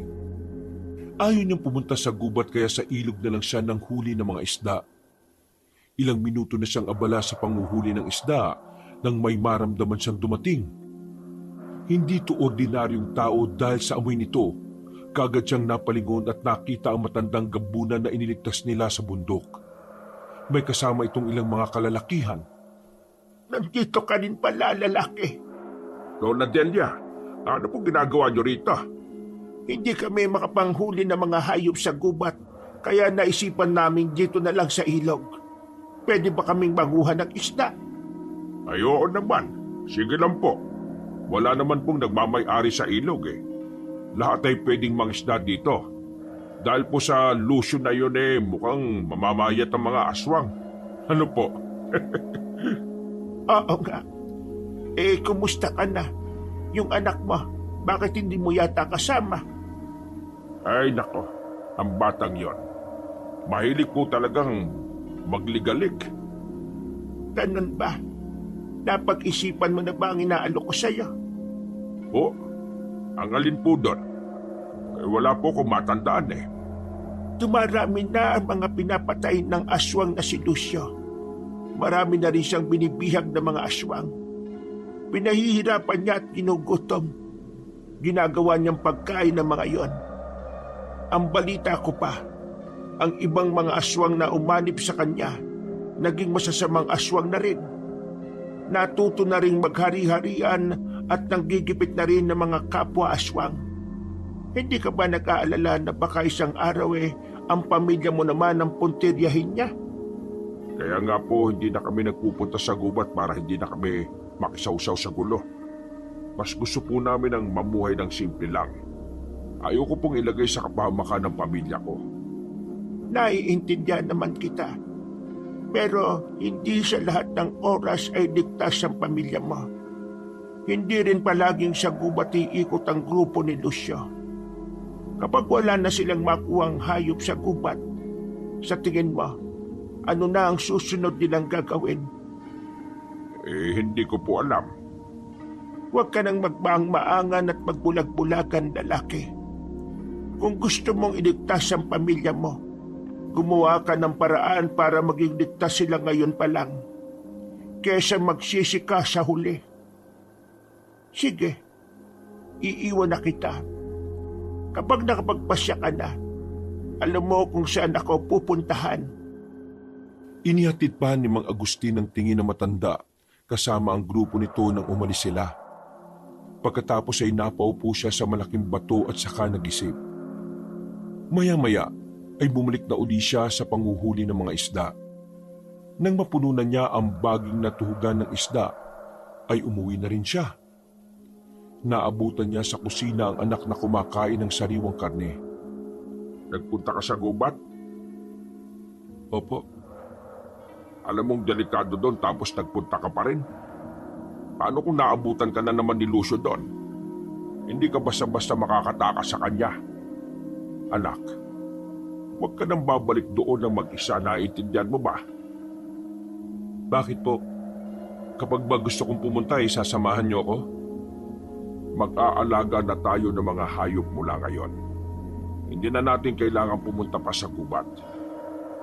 Sa tingin niyo po ba, kapag wala nang mahuli si Mang Lucio na hayop sa gubat mag-aalaga na lang din siya ng mga hayop? Anong gusto mong sabihin? Darating po ang araw, susugurin niya ang mga baryo natin. Mag-aasik ng lagim at takot sa mga tao. Uubusin niya ang mga alagang hayop ng mga taga rito. At kapag wala nang makuha, tao na ang lalapain nila. At pag dumating yon, manunood ka pa rin po ba? Tatakas? Magtatago? Kapag natuto kang lumaban, sa tingin mo ba ay magagawa mo siyang talunin? Hindi po. Pero ang malaga, natuto akong lumaban. Palagi akong pupunta sa bundok para doon mag-ensayo. Hindi ako pwedeng mag-ensayo dito sa atin dahil hindi ako makakapagpalit ng anyo. Sa gubat lang pwede. Abay, nasisiraan ka ba ng ulo? Ang sabi ni nanay, kapag daw natalo kita sa laban, ahayaan niya ako sa gusto ko. Napapaisip nga po ako gaano kaya kalakas ang tatay ko? Tumigil ka na! Walang patutunguhan ng mga sinasabi mo. Nang sumunod na araw, nababagabag na si Mang Agustin dahil palaging umaalis ng bahay ang anak niya tuwing gabi. Umaalis ito sa oras na sila ay tulog na mag-asawa. Kaya isang beses, sinundan niya ito. Nalaman niyang tinutuo ng anak ang pag-iinsayo sa gubat. Mula sa di kalayuan ay pinanood niya ito. Nakaramdam siya ng tuwa dahil malaki na ang ipinagbago ng anak. Lumakas na ito at mas naging matibay ang buto. Ilang oras din niyang pinanood ng anak sa pagsasanay. Nang magpahinga ito ay saka siya lumapit. Anak, malaki na ang pagbabago ng kakayahan mo ngayon Talagang tumatapang ka na. Tay, kanina pa po ba kayo dyan? Ano pong ginagawa niyo dito? Yan ang kulang sa'yo. Masyado mong itinutuon ang sarili mo sa pag-iinsayo kaya hindi mo napapansin ang paligid. Mukhang malakas ka na. Ang dapat mo namang pag-aralan ay kung paano patalasin ang pakiramdam, ang pandinig at ang paningin. Sa sinasabi po niyong yan parang gusto na ninyo akong sanayin Naisip ko, hindi man kita payagang lumaban kay Lucio. Kailangan mo pa rin maging malakas para may pagtanggol mo ang sarili mo. Hindi pwedeng maging talunan ka lang. Ayaw kong makita kang binubugbog lang ng iba. Pero ayaw ko ring abusuhin mo ang iyong lakas at mabulag ka sa kakayahan mo hanggang sa maging katulad ka na rin ni Lucio. Ano po? Hindi po, no? Hindi ako magiging katulad niya. Siyempre, sa ngayon, ganyan ang sasabihin mo. Pero ang paligid, hindi natin alam kung kailan tayo matutukso. Dapat maging matalino ka sa pagpapasya. Dapat maging matuwid ka at ipaglaban lang ang tama. Hindi ka pwedeng masilaw ng kapangyarihan at lakas. Hindi ko po yung gagawin, Tay. Ang gusto ko lang, makapagligtas ng buhay. Lahat naman tayo ang gusto ay mabuhay dito sa mundo, di ba? Pero si Mang Lucio, sinusolo niya kasi ang kagustuhang yun. Wala siyang pakialam sa iba. Nakakaawa ng mga aswang na pinapatay niya. Nung nakaraan, pumatay na naman siya. Wala akong magawa kasi alam kong kulang pa ako sa lakas. Pero nagagalit ako sa sarili ko. Hindi ko siya nagawang tulungan. Sige anak, dahil nakikita kong mabuti naman ang dulot ng kagustuhan mong maging malakas. Mula ngayon ay sasanayin na kita. Po? Talaga po? Oo, Yun! Salamat po, Tay! Nang gabing yun, inaya na niya ang anak para makapagpahinga ng mabuti. Sinabi niyang sa susunod na gabi ay magsasanay na silang dalawa. Walang mapaglagyan ng tuwa si Daniel dahil matagal na niyang gustong maging mahusay sa pakikipaglaban. Pero palagi siyang pinipigilan ng ama. At ngayon ay nakuha na rin niya ang kanyang gusto. Nang sumunod na gabi, inantay muna nilang makatulog ang ina ni Daniel bago sila umalis. Masyadong madilim ang gubat dahil walang buwan. Sinanay ni Mang Agustin ang anak kung paano mapapalakas ang paningin sa dilim ng hindi nagsasaaswang. Sinimulang atakihin ni Mang Agustin ang anak. Paiba-iba siya ng direksyon kaya hindi malaman ni Daniel kung saan siya susugod. Dahil madilim, panay lang ang tanggap niya sa mga suntok ng ama. Paulit-ulit siyang bumabagsak sa lupa. Sa tuwing bumabangon ay muli na namang sumasalakay si Mang Agustin. Halos mabugbog niya ang anak pero hindi pa rin ito nakakaganti sa laban. Maya-maya ay nanahimik si Daniel. Pinakinggan niyang mabuti ang paligid habang nakapikit. Dahil ang kanyang pandinig lang ang gumagana, narinig na niya ang lahat ng ingay sa paligid. Pati ang mahinang kaluskos na ginagawa ng kanyang ama ay kanyang naririnig. Nang malaman na niya kung saan ito naroroon, mabilis na umatake si Daniel. Pinaulanan niya ng mga suntok ang ama. Nasasalag naman agad ni Mang Agustin ang mga atake ng anak gamit ang kanyang mga braso. Pareho silang dumistansya ng mapagod. Humihingal sila habang humuhugot tuli ng lakas. Ilang oras pa silang nagsasanay hanggang sa mapagod na talaga ang kanilang katawan. Nagpa siya ng magpahinga si Mang Agustin at nag-aya ng umuwi. ang bilis mong matuto anak ha. Bumibilis ka na rin. Mahusay. Tama nga po si nanay. Magaling kayong lumaban, Tay. Pero bakit po hindi niyo nilalabanan si Mang Lucio? Anak, palagi mong tatandaan, hindi porkit malakas ka ay may pagmamalaki mo na yon at ipangangalandakan sa iba. Pabayaan mo ang iba na tingnan ka bilang mahinang nilalang. Hindi naman yun kawalan sa'yo. Gamitin mo lang ang iyong lakas sa tamang pagkakataon.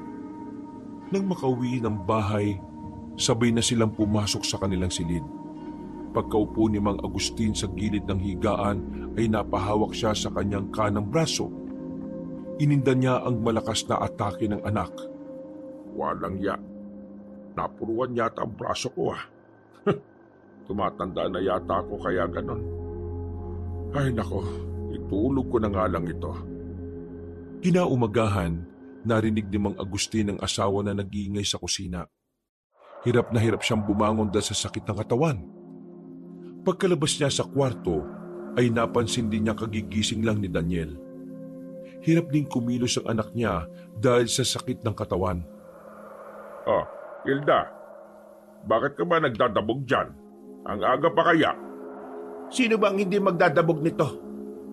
Dalawa na nga kayong naiiwan dito sa bahay araw-araw hindi nyo pa rin nagagawa ang responsibilidad ninyo.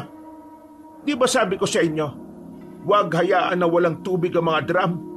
Side na side ang mga lalagyan ng tubig. Ano ba pinaggagawa nyo sa maghapon ha? Ay, kanang magalit. Hayaan mo't mag-iigib kami ni Daniel sa ilog. Anak, kunin mo ang mga galon. Halika na. Mag-igib na tayo. Po, masakit po kasi ang katawan ko, Tay. Ikaw na lang po, bukas na lang po ako. Ay nako, hindi pwede. Mayayari tayo sa nanay mo. Isipin mong pagsasanay mo ito. Saka isa pa, kapag sumakit ang katawan, kailangan ulitin para mawala. Tara na. Hindi po ba sumakit ang katawan niyo kagabi, Tay? Ako? Hindi Napakadali lang ng pagsasanay na ginawa natin kagabi. Tara na, mag-igib na tayo. Sige, magbulungan kayo mag-ama. Siguraduhin yung hindi ko yan malalaman ha. Mag-iigib na nga kami. Ano pang bulungan niya sinasabi mo dyan? Hindi na sila nagpalata na masakit ang kanilang katawan. Kinuha nila ang mga galon at isinakay sa kariton na ditulak. Habang nag-iigib sila sa ilog, ay halos hindi sila makagalaw dahil sa sakit na mga kalamnan. Natagalan sila bago bumalik sa bahay. Di pa sila nakakalapit ay nakita na nilang nagkakagulo roon. May ilang mga kalalakihan ang nasa labas ng kanilang bakuran na tila ba gustong pumasok sa kanilang bahay.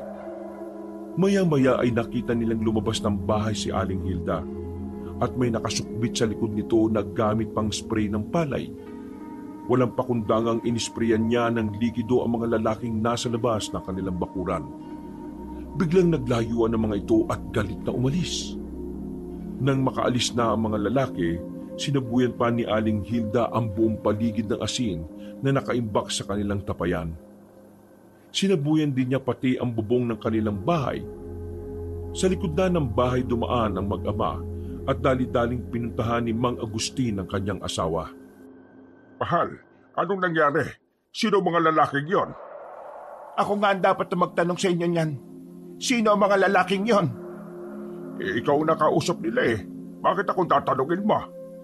Hinahanap nila si Daniel. Mga aswang ang mga yon. Talagang sinusuong na kayo ng gulo ngayon. Kayo na ang hinahanap ng mga kapwa-aswang ninyo Anong atraso nyo sa kanila, ha? Baka tauhan sila ni Lucio. Nalaman na nila kung saan tayo nakatira. Hindi na nila tayo titigilan. Di mainam. Sila na ang lumalapit sa kamatayan nila. Hala, mahal. Huwag ka nang sumali sa gulo. At bakit? Tagapuksa pa rin ako ng aswang at hindi na yon mababago. Dati yon. Ang tagal ng panahon na hindi ka nakikipaglaban dahil matagal nang walang aswang dito sa lugar natin. Saka isa pa, hindi ka na kasing bata katulad ng dati. Pinalalabas mo bang mahina na ako, ha, Gusteng? Hindi mo ba nakita na napatras ko sila kanina? Mukhang wala ka ng tiwala sa kakayahan ko ngayon, Hindi naman sa ganun, mahal. Alam kong matapang ka. Ayaw ko lang na mapahamak ka pa. Sino na ang lalaban sa mga aswang ngayon? Alam na nila ang bahay natin dahil sa kakalabas niyong mag-ama. Pababayaan na lang ba natin sila na lusubin nila tayo sa sarili nating pamamahay? Nay, huwag po kayong mag-alala. Lalabanan natin sila. Bakit? Matapang ka lang, pero hindi ka pa ganun kalakas. Napabagsak mo na ba yung tatay mo sa laban? Po? Kagabi nga'y umuwi kayo ng bugbog ang katawan. Halos hindi na ninyo mabuhat ang mga galon ng tubig tapos lalaban pa kayo sa mga aswang na yon. Huwag nga ninyo akong pinapatawa. Hala, mag-igip uli kayo. Punuin nyo lahat ng drum. Dali! Eto na nga. Makasigaw naman to. Bakit? Umaangal ka? Ako? Umaangal? Hindi Anak, dalian mo na. Isalin na natin sa drum ng tubig sa galon. Tapos bumalik ulit tayo sa ilog. Nag-igib ng paulit-ulit ang mag-ama, kaya mas nadagdagan pa ang sakit nila sa katawan. Nang matapos nilang punuin ang mga drum, napaupo na lang sila sa lupa dahil sa pagod. Maya-maya ay bigla silang nagpulasan ng umulan ng asin. Nagtago sila sa likod ng mga drum at saka napatingin sa langit. Nagulat sila sa biglang pagbuhos ng asin sa kanila. Nang igala nila ang paningin, nalaman nilang si Aling Hilda ang gumawa nun. Oh, mahal. Bakit ka naman nananaboy ng asin? Tinitingnan ko lang kung gaano kayo ka-alerto. Kulang pa ang bilis niya. Nahagip pa kayo ng asin ko. Mga lampa talaga kayo, Sige na, pumasok na kayo sa loob ng bahay at kumain na. Pagkain? Wow, sakto gutom na ako. Habang kumakain sila, biglang nagulat ang mag-ama nang sabihin ni Aling Hilda na sasanayin niya sa pakikipaglaban si Daniel. Bigla namang natuwa si Daniel sa sinabi ng ina, pero kinabahan din siya dahil hindi niya alam kung anong pakikipaglaban ang alam nito. Nang hapon ding yun, pumunta sila sa gubat para sanayin si Daniel. Ngayon, ibigay mo ng 100% ang lakas mo, ha? Dapat maging alerto ka, Daniel. Nay, anong pagsasanay ba ang gagawin natin? Yari na. Ako yata ang natatakot sa mangyayari Ano ba to, Tay? Hindi ko alam. Basta kinakabahan lang ako. Simulan na natin ang pagsasanay. Biglang nanlaki ang mga mata ni Daniel nang hugutin na ng ina ang buntot pagi sa dala nitong bag. Dahil sa takot ay tumakbo na lang uli si Daniel at nagtago sa likod ng isang puno. Pero hindi niya alam kung gaano kabilis kumilos ang ina. Hindi niya napansin na nasa likuran na niya ito.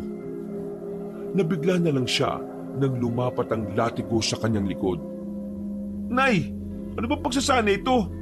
Para ka namang nanguhuli ng aswang Anak mo po ko. Isa nga akong manunugis, hindi ba? Kaya dapat alerto ka. Bakit ka nagtatago dyan? Tumayo ka dyan at lumaban. Hindi po kita lalabanan. Nanay kita Isa ka lang ordinaryong tao. Ganon. Wala kang ang binatbat sa akin Sabi mo sa akin na isa kong ordinaryong tao kapag natalo mo ako, ha? Laban! Sabi na nga ba't ganito mangyayari? Manunugis lang siya ng aswang Ay, manghuhuli na lang ako ng hayop para may makain kami.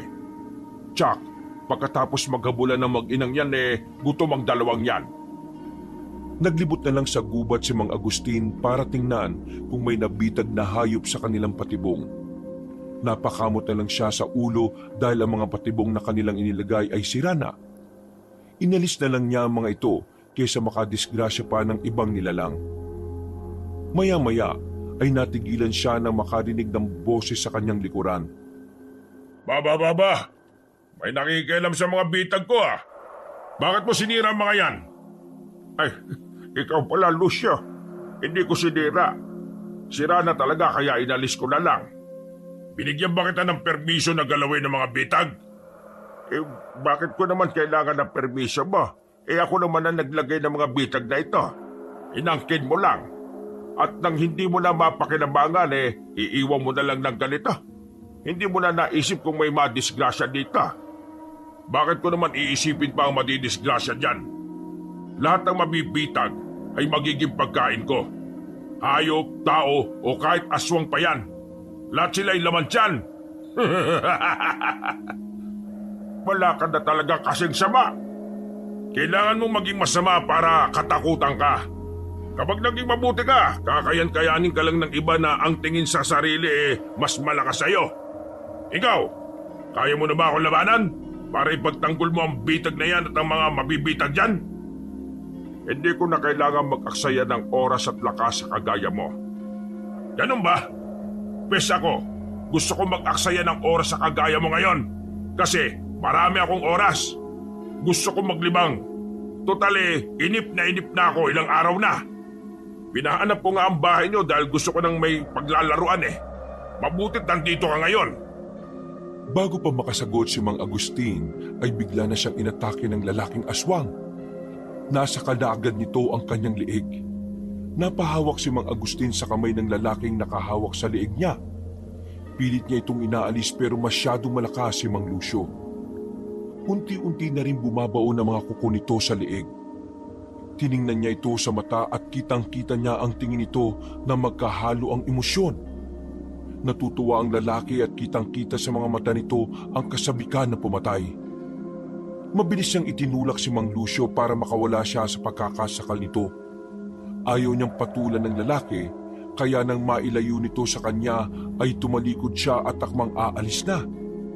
Pero biglang umatake ang lalaki at ibinaon ang mga kuko nito sa tagiliran ni Mang Agustin.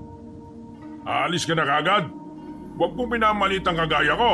Lapastangan ka! Wala kang takot sa akin Pwes, bibigyan kita ng dahilan para matakot. Hindi ka naman talaga nakakatakot, Lucio. Ang nararamdaman ko sa iyo ay awa. Kulang ka sa pansin kaya nagpapapansin ka. Anong sabi mo?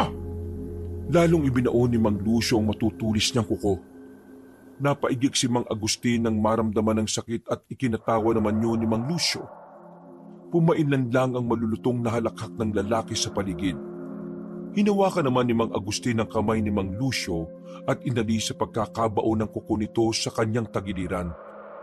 Sa kanya to pinilipit hanggang sa umatungal ang lalaki. Itinulak pa niya si Mang Lucio pagkatapos ay tinangka uling iwan. Pero lalong napiko ng lalaki sa kanyang ginawa.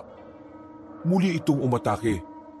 Malakas nitong sinuntok si Mang Agustin at tumama yon sa ulo. Bumagsak siya sa lupa at bago pa makabangon ay biglang tinapakan ni Mang Lucio ang kanyang dibdib. Ang ayoko sa lahat ay yung tinatalikuran lang ako. Ang ayoko rin ay lumagay sa gulo. Napakakulit mo eh. Inagalit mo talaga ako ha.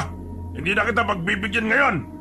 Babaliin ko ang mga buto mo at saka kita lalabahin. Hindi mo magagawa. At talagang hinahamon mo kung walang yaka ha. Hinigit siya ni Mang Lucio nang hawakan ito sa dibdibang damit niya. Ngunit pilit siyang itinatayo at saka pinagsusuntok sa katawan. Ang muling suntok nito ang pinakamalakas kaya tumalsik si Mang Agustin. Dumaus-us siya sa lupa hanggang sa bumangga ang katawan sa isang puno. Nakita niyang pasugod uli ang lalaki at bago pa siya makaiwas ay nasa harapan niya na ito. Muli siyang pinagsusuntok hanggang mapalood siya sa lupa. Napahawak si Mang Agustin sa sugat niya sa tagiliran dahil walang humpay ang pagtagas ng dugo roon. Nang makita ng kalaban ang iniinda niyang sugat, sinipa pa yon dahilan para mapaatungal siya ng malakas. Nagsimula nang magalit si Mang Agustin sa ginagawa ng lalaki sa kanya. Hindi na niya napigilan ng paglabas ng kanyang mga pangil at matutulis na kuko. Tiningnan niya ng matalimang lalaki habang namumula ang kanyang mga mata. Tumawa naman ng malakas si Mang Lucio dahil nakita niyang galit na si Mang Agustin. Inisip niyang bibigyan na siya nito ng magandang laban.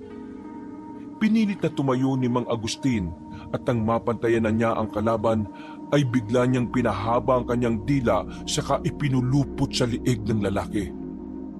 Naramdaman ni Mang Lucio ang laway na pumapaso sa kanyang liig. Pilit siyang kumakawala pero hindi niya magawa dahil hawak ni Mang Agustin ang dalawa niyang kamay. Mabilis siyang sinipa si Mang Agustin para mabitiwan siya nito. Pero singtigas ng bato ang katawan ng lalaki kaya hindi niya mapatumba. Lalong nagitngit sa galit si Mang Lucio. Nang hindi na makatiis sa panunood ng mga kasama nito ay pinagtulungan na nilang bugbugin si Mang Agustin. Bigla naman siyang nagsaahas sa kadali-daling gumapang palayo. Habang tumatakas ay dinig na dinig pa ni Mang Agustin ang malakas na sigaw ni Mang Lucio. Yari, mukhang nagalit ko pa yata ng gusto ang lokong yun ah. Lalo kaming pag-iinitan nito. Ay teka, may nakita kong hayop sa bitag ah. Makuha na baka maunahan pa ako ni Lucio. Bumalik siya sa pagiging tao at kinuha ang bayawak na nasilo sa bitag. Pagkatapos ay pinuntahan niya ang kanyang mag-ina para ayaing umuwi. Naabutan niya ang mga ito na nagpapahinga mula sa pagsasanay. Nagulat siya nang makitang dinidilaan ni Daniel ang balat nito na pulang-pula na parabang napaso. Oh, ano nangyari? Babagal kasing kumilos ang anak mo. Kaya hayan, nalapnos ng asin ang balat niya. Eh bakit mo naman kasi masyadong siniseryoso? Abay bakit? Hindi ba dapat? Paano siya magiging mahusay kung hindi siseryosohin ang pagsasanay? Iniwasan ko lang mga hagupit ni nanay pero hindi ko alam na may baon pala siyang asin eh. Ang sakit-sakit tuloy ng balat ko. Nalapnos na tayo. Ay nako, umuwi na nga tayo. Sakto't nakahuli ako ng bayawak. Tama na yung pag-iinsayo ninyo. Bayawak lang ang nahuli mo. Tapos ang tindi ng sugat mo sa tagiliran. Grabe naman lakas ng bayawak na yan. Huwag mo nang pansinin. Lampa ka talaga. Bukas, 2 na kayong iinsayuhin ko. Ano? Bakit naman pati ako isasama mo dyan? Kinakalawang ka na kasi, kaya walang natututunan sa iyo ang anak mo eh. Puro kasi panininip lang ng mga babae sa ilog ang inaatupag mo. Nag-aaway na naman sila. Ay nako, mauna na nga ako umuwi. Baka madamay pa ako sa init ng ulo ni nanay. Ilang araw ang lumipas, patulog na sila na mag-ingay ang alagang nilang aso na nakatali sa labas ng bahay. Galit na galit sa pagtahol ang aso pero maya-maya ay bigla itong umiyak sa nanahimik. Kinabahan si Mang Agustin kaya sumilip siya sa bintana. Nakita niya mga kalalakihan na nakatayo sa kanilang bakuran. Tiningnan din niya kung ano ang ginagawa ng mga ito sa kanilang aso. Nakita niyang nakabulagta na ang alaga sa lupa at naliligo na sa sariling dugo. Nakita rin niya sa kamay ng isang lalaki na nakalabas ang matulis na kuko at tumutulo pa roon ng dugo ng kanilang alaga. Maya-maya ay nakita niyang lumapit si Mang Lucio at lumagay ito sa unahan ng mga kasama. Si Lucio, talagang sumugod na siya dito. Anong sinabi mo? Sino ka mo? Patingin nga ako. Siya ang aswang na naghahari-harian sa mga gubat. Mukha naman siyang lampay. Ano naman ang kailangan niya sa atin? Baka naasar ng gusto sa nangyari. Ano nangyari? Kasi naabutan niya akong inaalis yung bitag sa gubat. Inatake niya ako. Kaso di ko naman pinatulan. Siguro naasar. Siya ba ang gumawa ng sugat mo sa tagiliran? Sa lagay na yun siya pa ang naasar. Ikaw nga itong sugatan. Masyadong maiksi ang pasensya niya. Parang ikaw. Anong sinabi mo? Biro lang. Ikaw naman, no? Agustin, alam kong gising ka ba? Hindi mo ba alukin man lang ng sariwang karne ang bisita mo ngayong gabi? Abay, sira ulo pala yan eh. Hindi naman natin inimbita tapos manghihingi ng sariwang karne. Teka nga. Mahal, hayaan mo na. Huwag na natin pansinin. Hindi naman yan importante. Naghahanap lang yan ng kaaway. Kapag pinatulan natin, lalo lang magagalit yan. Magkunwari na lang tayong tulog. Ang galing din nila Nakasuot pa sila ng bota para hindi matapakan ng ikinalat kong asin sa lupa. Mukhang minamanmanan tayo ng gusto ng aswang na yan Pabayaan na lang natin. Aalis din yan. Pero dahil hindi nila pinansin ng lalaki, ay lalo itong nagwala. Sinimulan na nilang sirain ang ilang gamit sa labas ng bahay. Ikinaskas din ni Mang Lucio ang matulis niyang kuko sa dingding ng bahay para lumika ng ingay na masakit sa tenga. Nang hindi pa rin lumalabas ang mag-asawa, iniutos na nito sa mga kasama na sirain ang dingding ng bahay. Dahil doon ay lumabas na ng bahay si Daniel at hinarap ang lalaki. Ano ba yan? Gabing-gabi na. Bakit hindi kayo magpatulog? Oh, mabuti ka pa, binata. Nagising na.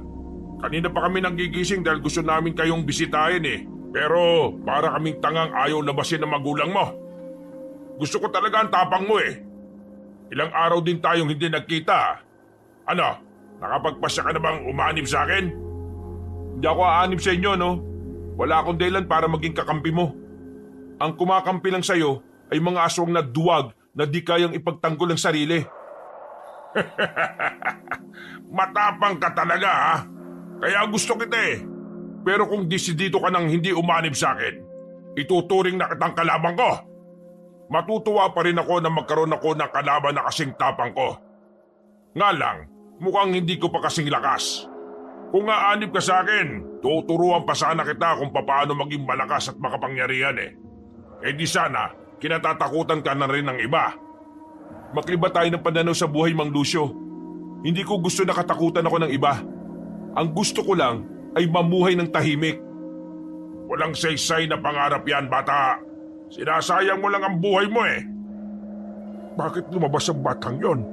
Akala ba niya ay malakas na siya? Ilang araw pa lang siyang nagsasanay Ni wala pa nga siya sa kalingkingan ng lakas ni Lucio. Mahal, pagsabihan mo ang anak mo. Papasukin mo na ng bahay. Ako nang haharap kay Lucio. Mahal? Mahal? Nasaan ka na?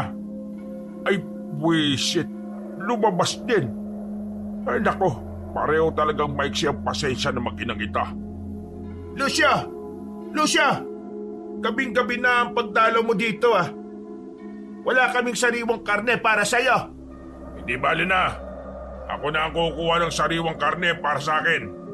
Ngayong gabi, isa sa inyo ang gagawin kong pagkain. Ganun ba? Pasensya na kung ngayon ka palang mabibigo sa mga balak mo.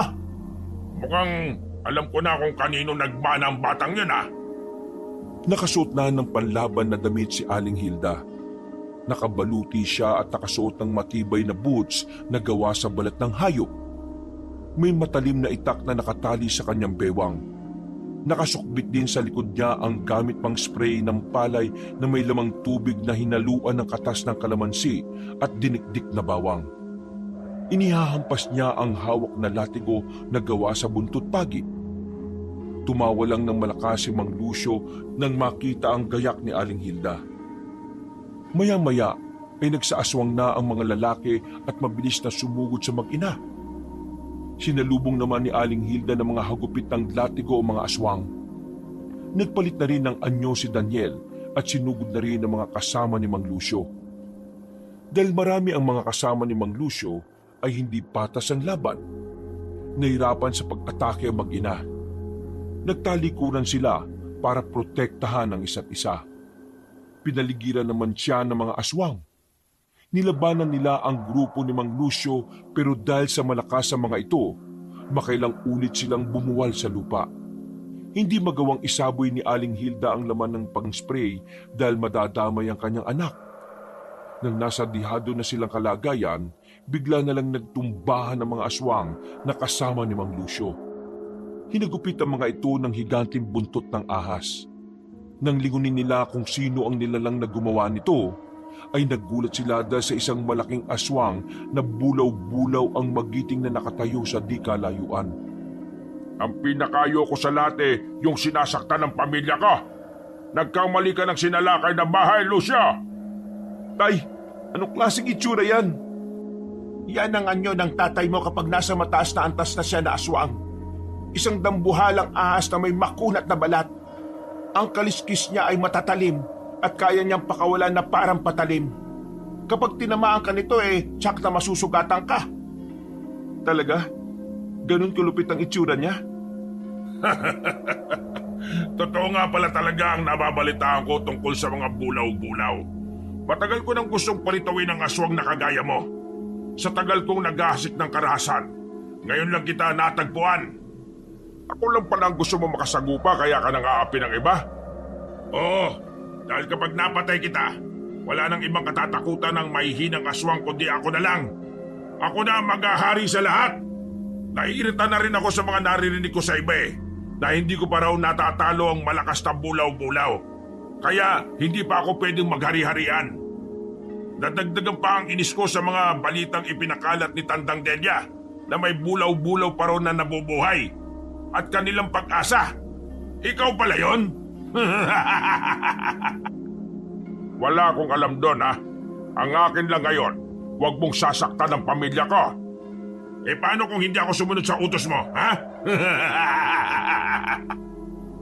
Biglang hinablot ni Mang Lucio si Aling Hilda at ito ang ginamit na pain laban kay Mang Agustin. Pero dahil sanay sa labanan ng ginang at hindi na natatakot sa mga aswang, itinarak niya ang patalim sa katawan ng aswang na hinugot mula sa lalagyan nito na nakakabit sa kanyang hita. Nabitiwan siya ni Mang Lucio at kinuha niya ang pagkakataong yon para sabuyan ng likido ang aswang. Sinabuyan na rin niya ang mga kasama nito, dahilan para mag-atrasan sila. Mabilis na itinakbo ng ginang ang mga tapayan sa gilid ng bakuran. Binuksan niya ito at saka sinabuyan ng asin ang mga aswang. Lalong naggalit si Mang Lucio kaya nagtagis ang panga nito. Sabay-sabay na umatake ang grupo nito. Hinarap na mag-ina ang mga kasama nito habang si Mang Agustin naman ang humarap kay Mang Lucio. Mabilis ang kilos ng lalaki kaya hindi gaanong nasusundan ng tingin ni Mang Agustin. Naramdaman na lang niya ang mga kalmot nito na tumatama sa kanyang katawan. Pinaalsa ni Mang Agustin ang kanyang mga kaliskis at inihanda ng pakawalan nito. Pero isang malakas na suntok ang dumapo sa kanyang mukha. Tuminapon siya at bago pa mabangga sa puno ng mangga sa likuran ng bahay ay kaagad siyang nakabalanse. Naikuyom niya ang kamao dahil sa inis.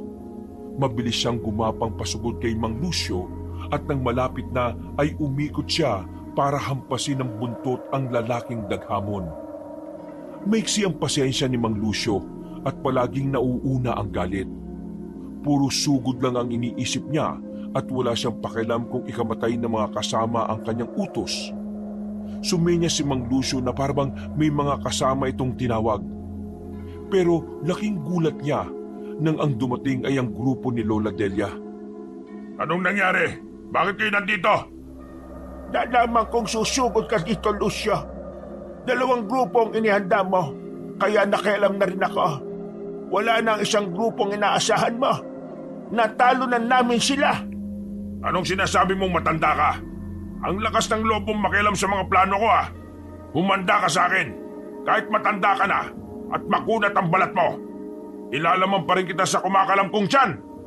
Huwag mo na akong hamunin pa. Yan pa nga lang ang kalaban mo ngayon hindi mo na mapatumba. Natakot ka ba nang malaman mong may isang bulaw-bulaw pang narito sa lugar kaya mo sinugod agad? Ha! Nakakatawa ka. Malaki pala talaga ang takot mo sa lahi nila. Dahil ang lahi nila ang tumalo sa lolo mo noon, hindi ba? Tumahimik ka, tanda. Pag natapos ako sa kanya, isusunod ko kayo. Kaya maghintay ka lang dyan at manood. Sige, sabi mo Muling inatake ni Mang Lucio si Mang Agustin. Pinilit niyang lapain ito pero matigas ang balat ni Mang Agustin. Sa tuwing mapapadikit sa kanya si Mang Lucio ay kaagad niyang inaangat ang kanyang mga kaliskis, dahilan para masugatan ng lalaking daghamon dahil sa talim nito. Pinagahagupit pa niya ng buntot ang kalaban hanggang sa gumapang na ito sa lupa. Ayaw ko ng gulo, Lucio. Ang gusto ko ay tahimik lang na buhay. Makapangaso ang lahat ng aswang sa gubat. Walang nagmamay-ari ng gubat na yon, kaya wala kang karapatan na bawalan ng iba. Hindi kita papatayin dahil wala naman akong intensyon na pumatay ng mga aswang. Isang lahi pa rin naman tayo. Wala akong pakialam sa mga pinaglalaban mo. May sarili akong desisyon sa buhay. Hindi ako mabubuhay sa kahihiyan. Mas mabuti pa nga mamatay na lang kaysa mabuhay na pinagtatawanan ng iba. Ay nako, napakatigas ng ulo mo. Tumigil ka na sabi. Kung siya ay hindi pumapatay ng aswang, pwes ako, pumapatay ako. Lalo na ang aswang na kagaya mong makitid ang utak. Hayaan mong ako na ang tumapos sa buhay mo.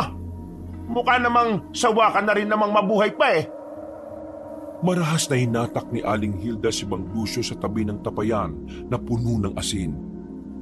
Dinakot niya ang asin at saka sapilitang ipinalunok sa aswang. Nagalit naman si Mang Lucio kaya sinakal niya ang babae. Napaluhod si Aling Hilda at nahirapan ng huminga.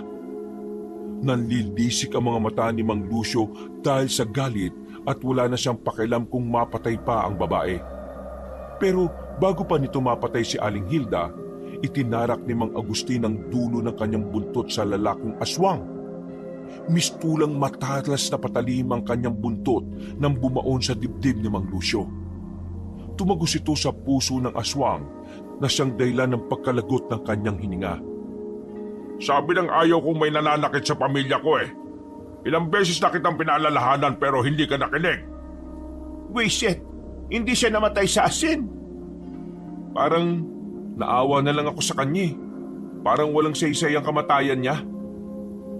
Sabi ko naman sa iyo anak, kapag init ng ulo at galit ang pairadin mo, wala talagang kwenta ang magiging kamatayan mo. Tay, ang bangis po ng itsura niyo. Magiging ganyan din ba ako? Wag mo nang pangarapin ito. Mamuhay ka lang ng simple. Yun ang tunay na kaligayahan. Hindi rin masaya ang buhay kapag kinatatakutan ka ng iba dahil sa lakas mong taglay. Sa lakas ba talaga kaya ka kinatatakutan? Akala ko kasi dahil sa itsura mo. Kasi para sa akin, talagang nakakatakot kang tingnan. Ano ba yan?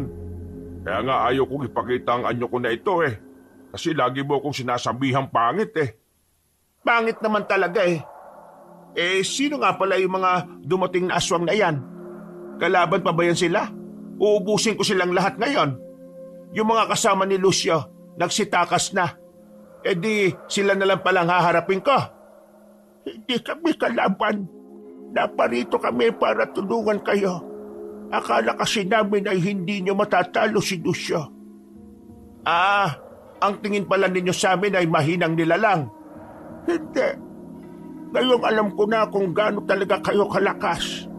Hindi na ako mag-aalala. Salamat sa pagpatay nyo sa aswang na yan.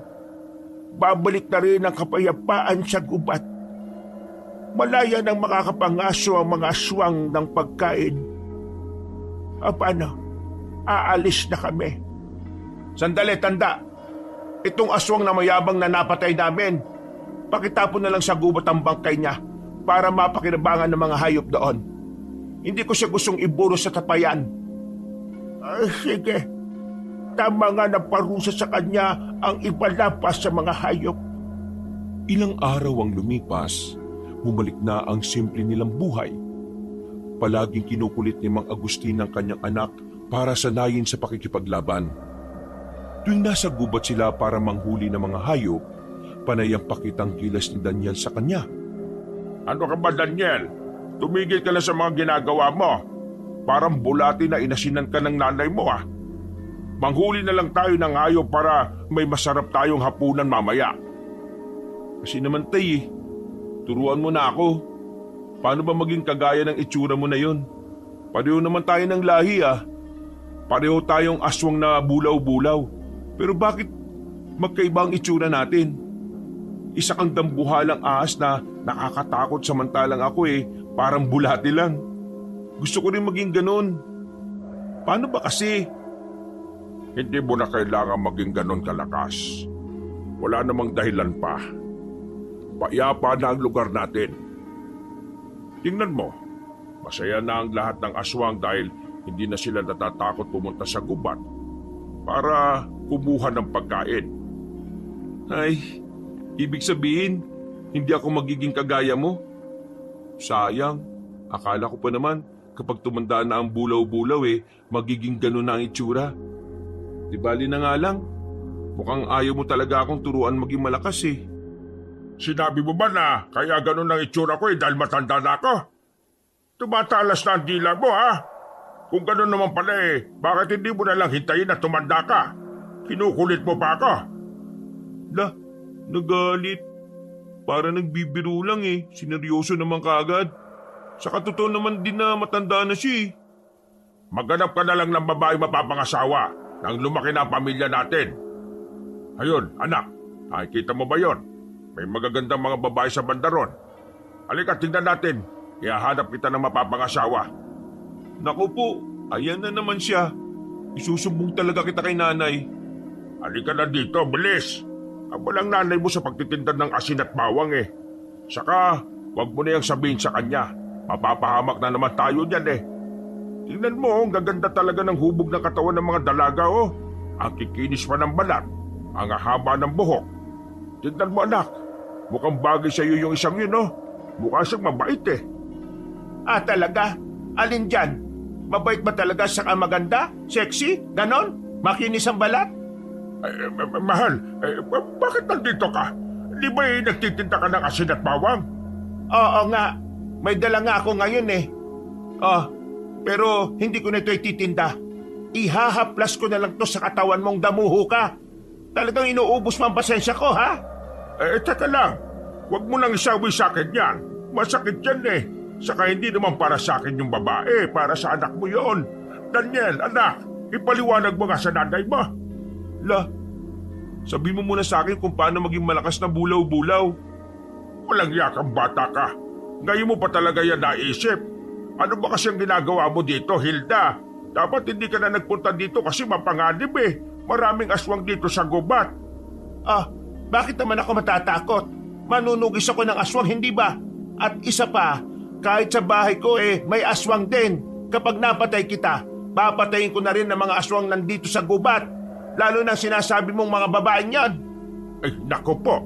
Damay-damay na nga, Daniel. Anak, itago mo ako, bilis. Hindi ko kayang labanan ng nanay mo. Yan lang ang pinakakinatatakutan kong nilalang sa lahat Kaya nyo na po yan, tay. Paano? Yan na po kayo. Kukunin ko na lang yung nabitag na hayop dun sa bandaron. Ay, siya nga pala, nay. Sabi ni tatay kanina, yung isang babae dun, mas maganda raw po sa inyo. Ano? Sinabi niya yon? Abay, damuho ka talaga. Humanda ka talaga sa akin. Hoy, Daniel! Kailan ka pa naging sinungaling? Wala akong sinabing ganun, ha? Bawiin mo yon! Dahil sa galit ni Aling Hilda sa asawa, hinabol-habol niya ito habang isinasaboy ang asin at dinikdik na bawang. Dahil sa bagsik ng ginang, nag-alisa ng iba pang mga aswang na makita nilang kinatatakutan ng isang mabagsik at magiting na bulaw-bulaw ang isang babaeng tao. Natapos ang abulan ng mag-asawa nang ipaubayan na lang ni Mang Agustin ang kanyang katawan. Namumula ang kanyang balat dahil sa pagkakalapno sa asin. Umuwi silang umiiyak si Mang Agustin habang tumatawa naman si Daniel sa sinapit ng ama. Nang gabing yun, hindi natulog si Mang Agustin dahil magdamag niyang nilawayan ng mga lapno sa katawan. Nakabantay naman ang kanyang asawa at matalim pa rin ang pagkakatitig dito. Napakalupit mo naman talaga, mahal. Tingnan mo ang itsura ko ngayon, no? Hindi ka ba naaawa sa akin? Hindi. Kulang pa nga yan eh. Gusto mo dagdagan ko pa? Marami pa akong asin sa tapayan. Masakit na nga ang katawan ko. Mukhang dito na ako mamamatay eh. Ang tagal naman mangyari nun. Ha? Gusto mo talaga akong mamatay, mahal? Oo naman, no? Kesa naman palagi kang tumitingin sa mga babaeng pangit na yon. Gusto mo pa ba ng mahaba pang buhay? Ay, oo naman. Gusto pa kitang makasama ng matagal. Eh kung ganon, akin ang mga mata mo. Ha? Bakit naman? Anong gagawin mo sa mga mata ko? Eh di bubulagin na kita. Mas mahaba ang buhay ng mga bulag. Mahal, patawarin mo na nga ako. Hindi na nga ako pupunta sa gubat eh. Eh hindi naman kita pinababawalan pumunta doon ah. Gusto mo doon ka ba tumira eh? Hindi na nga ako pupunta doon, promise. Eh saan ka na lang? Sa ilog? Wah, hindi na nga. Hindi na nga ako lalabas ng bahay. Eh mabuti na yan kesa mabuhay kang bulag. Eh bakit ba napakasilosa mo kasi? Akala ko ba'y pangit ako? Eh pangit ka naman talaga eh. Kailan ba naging gwapo ang ahasa? Ay nako, gusto ko na pong matulog. Kung ayaw niyo pong matulog, magpatulog po kayo. Ibang klase rin kayo maglambingan eh. Kaya ayaw ko mag-asawa. Mapapadali lang ang buhay ko. O ayan, kasalanan mo. Ayaw na mag-asawa ng anak mo. Oh, ako na naman? Ay hindi, ako. Ako talaga ang may kasalanan dito eh. Ako ang may kasalanan sa lahat, mahal. Kaya, pwede ba, itabi mo na yung timba ng asin? Namamagaan na rin ang dila ko sa kakalahoy sa katawan kong maalat eh. Parang 1 minuto na lang ang itatagal ng buhay ko. Nabigla si Mang Agustin nang ibuhos sa kanya ng asawa ang laman ng timba. Inakala niyang asin ang laman nito pero bigla na lang nakaginhawa ang kanyang katawan. Dahil likido na mula sa katas ng halamang gamot ang ibinuhos ng asawa. Ay, salamat mahal ko. Akala ko ititiisin mo na ako eh. Gusto mo pa ako mabuhay ng matagal. Salamat talaga. Eh pasalamat at naawa pa ako sa iyo. Pasalamat din sa iyo ang mga aswang na naglipa na sa gubat dahil hinahayaan ko lang silang gumala doon. Pero oras na tumawid sila dito sa baryo, buburuhin ko sila sa tapayan na puno ng asin. Eh sinabihan ko na sila tungkol dyan. Hindi sila mambibiktima ng tao, maniwala ka. Abay dapat lang. Ayusin mo na ang sarili mo ha, at nang makatulog na tayo. Puyat na ako sa iyo eh. Opo, matutulog na tayo, mahal. Napabuntong hininga na lang si Daniel dahil nakaginhawa na ang kanyang tenga mula sa sagutan ng kanyang mga magulang. Sumikat na ang araw pero ang pamilya nila ay nagsisimula palang matulog. Bago pumikit ang binata, napangiti pa siya habang iniisip ang kanyang mga magulang. Kahit gano'n ang mga ito, alam niyang mahal na mahal nila ang isa't isa. Hindi sa gabal ang lahi pagdating sa pagmamahalan. Pinatunayan niyo ng kanyang mga magulang kahit isang aswang at isang ordinaryong tao. Ang pag-ibig ay para sa lahat. Wakas.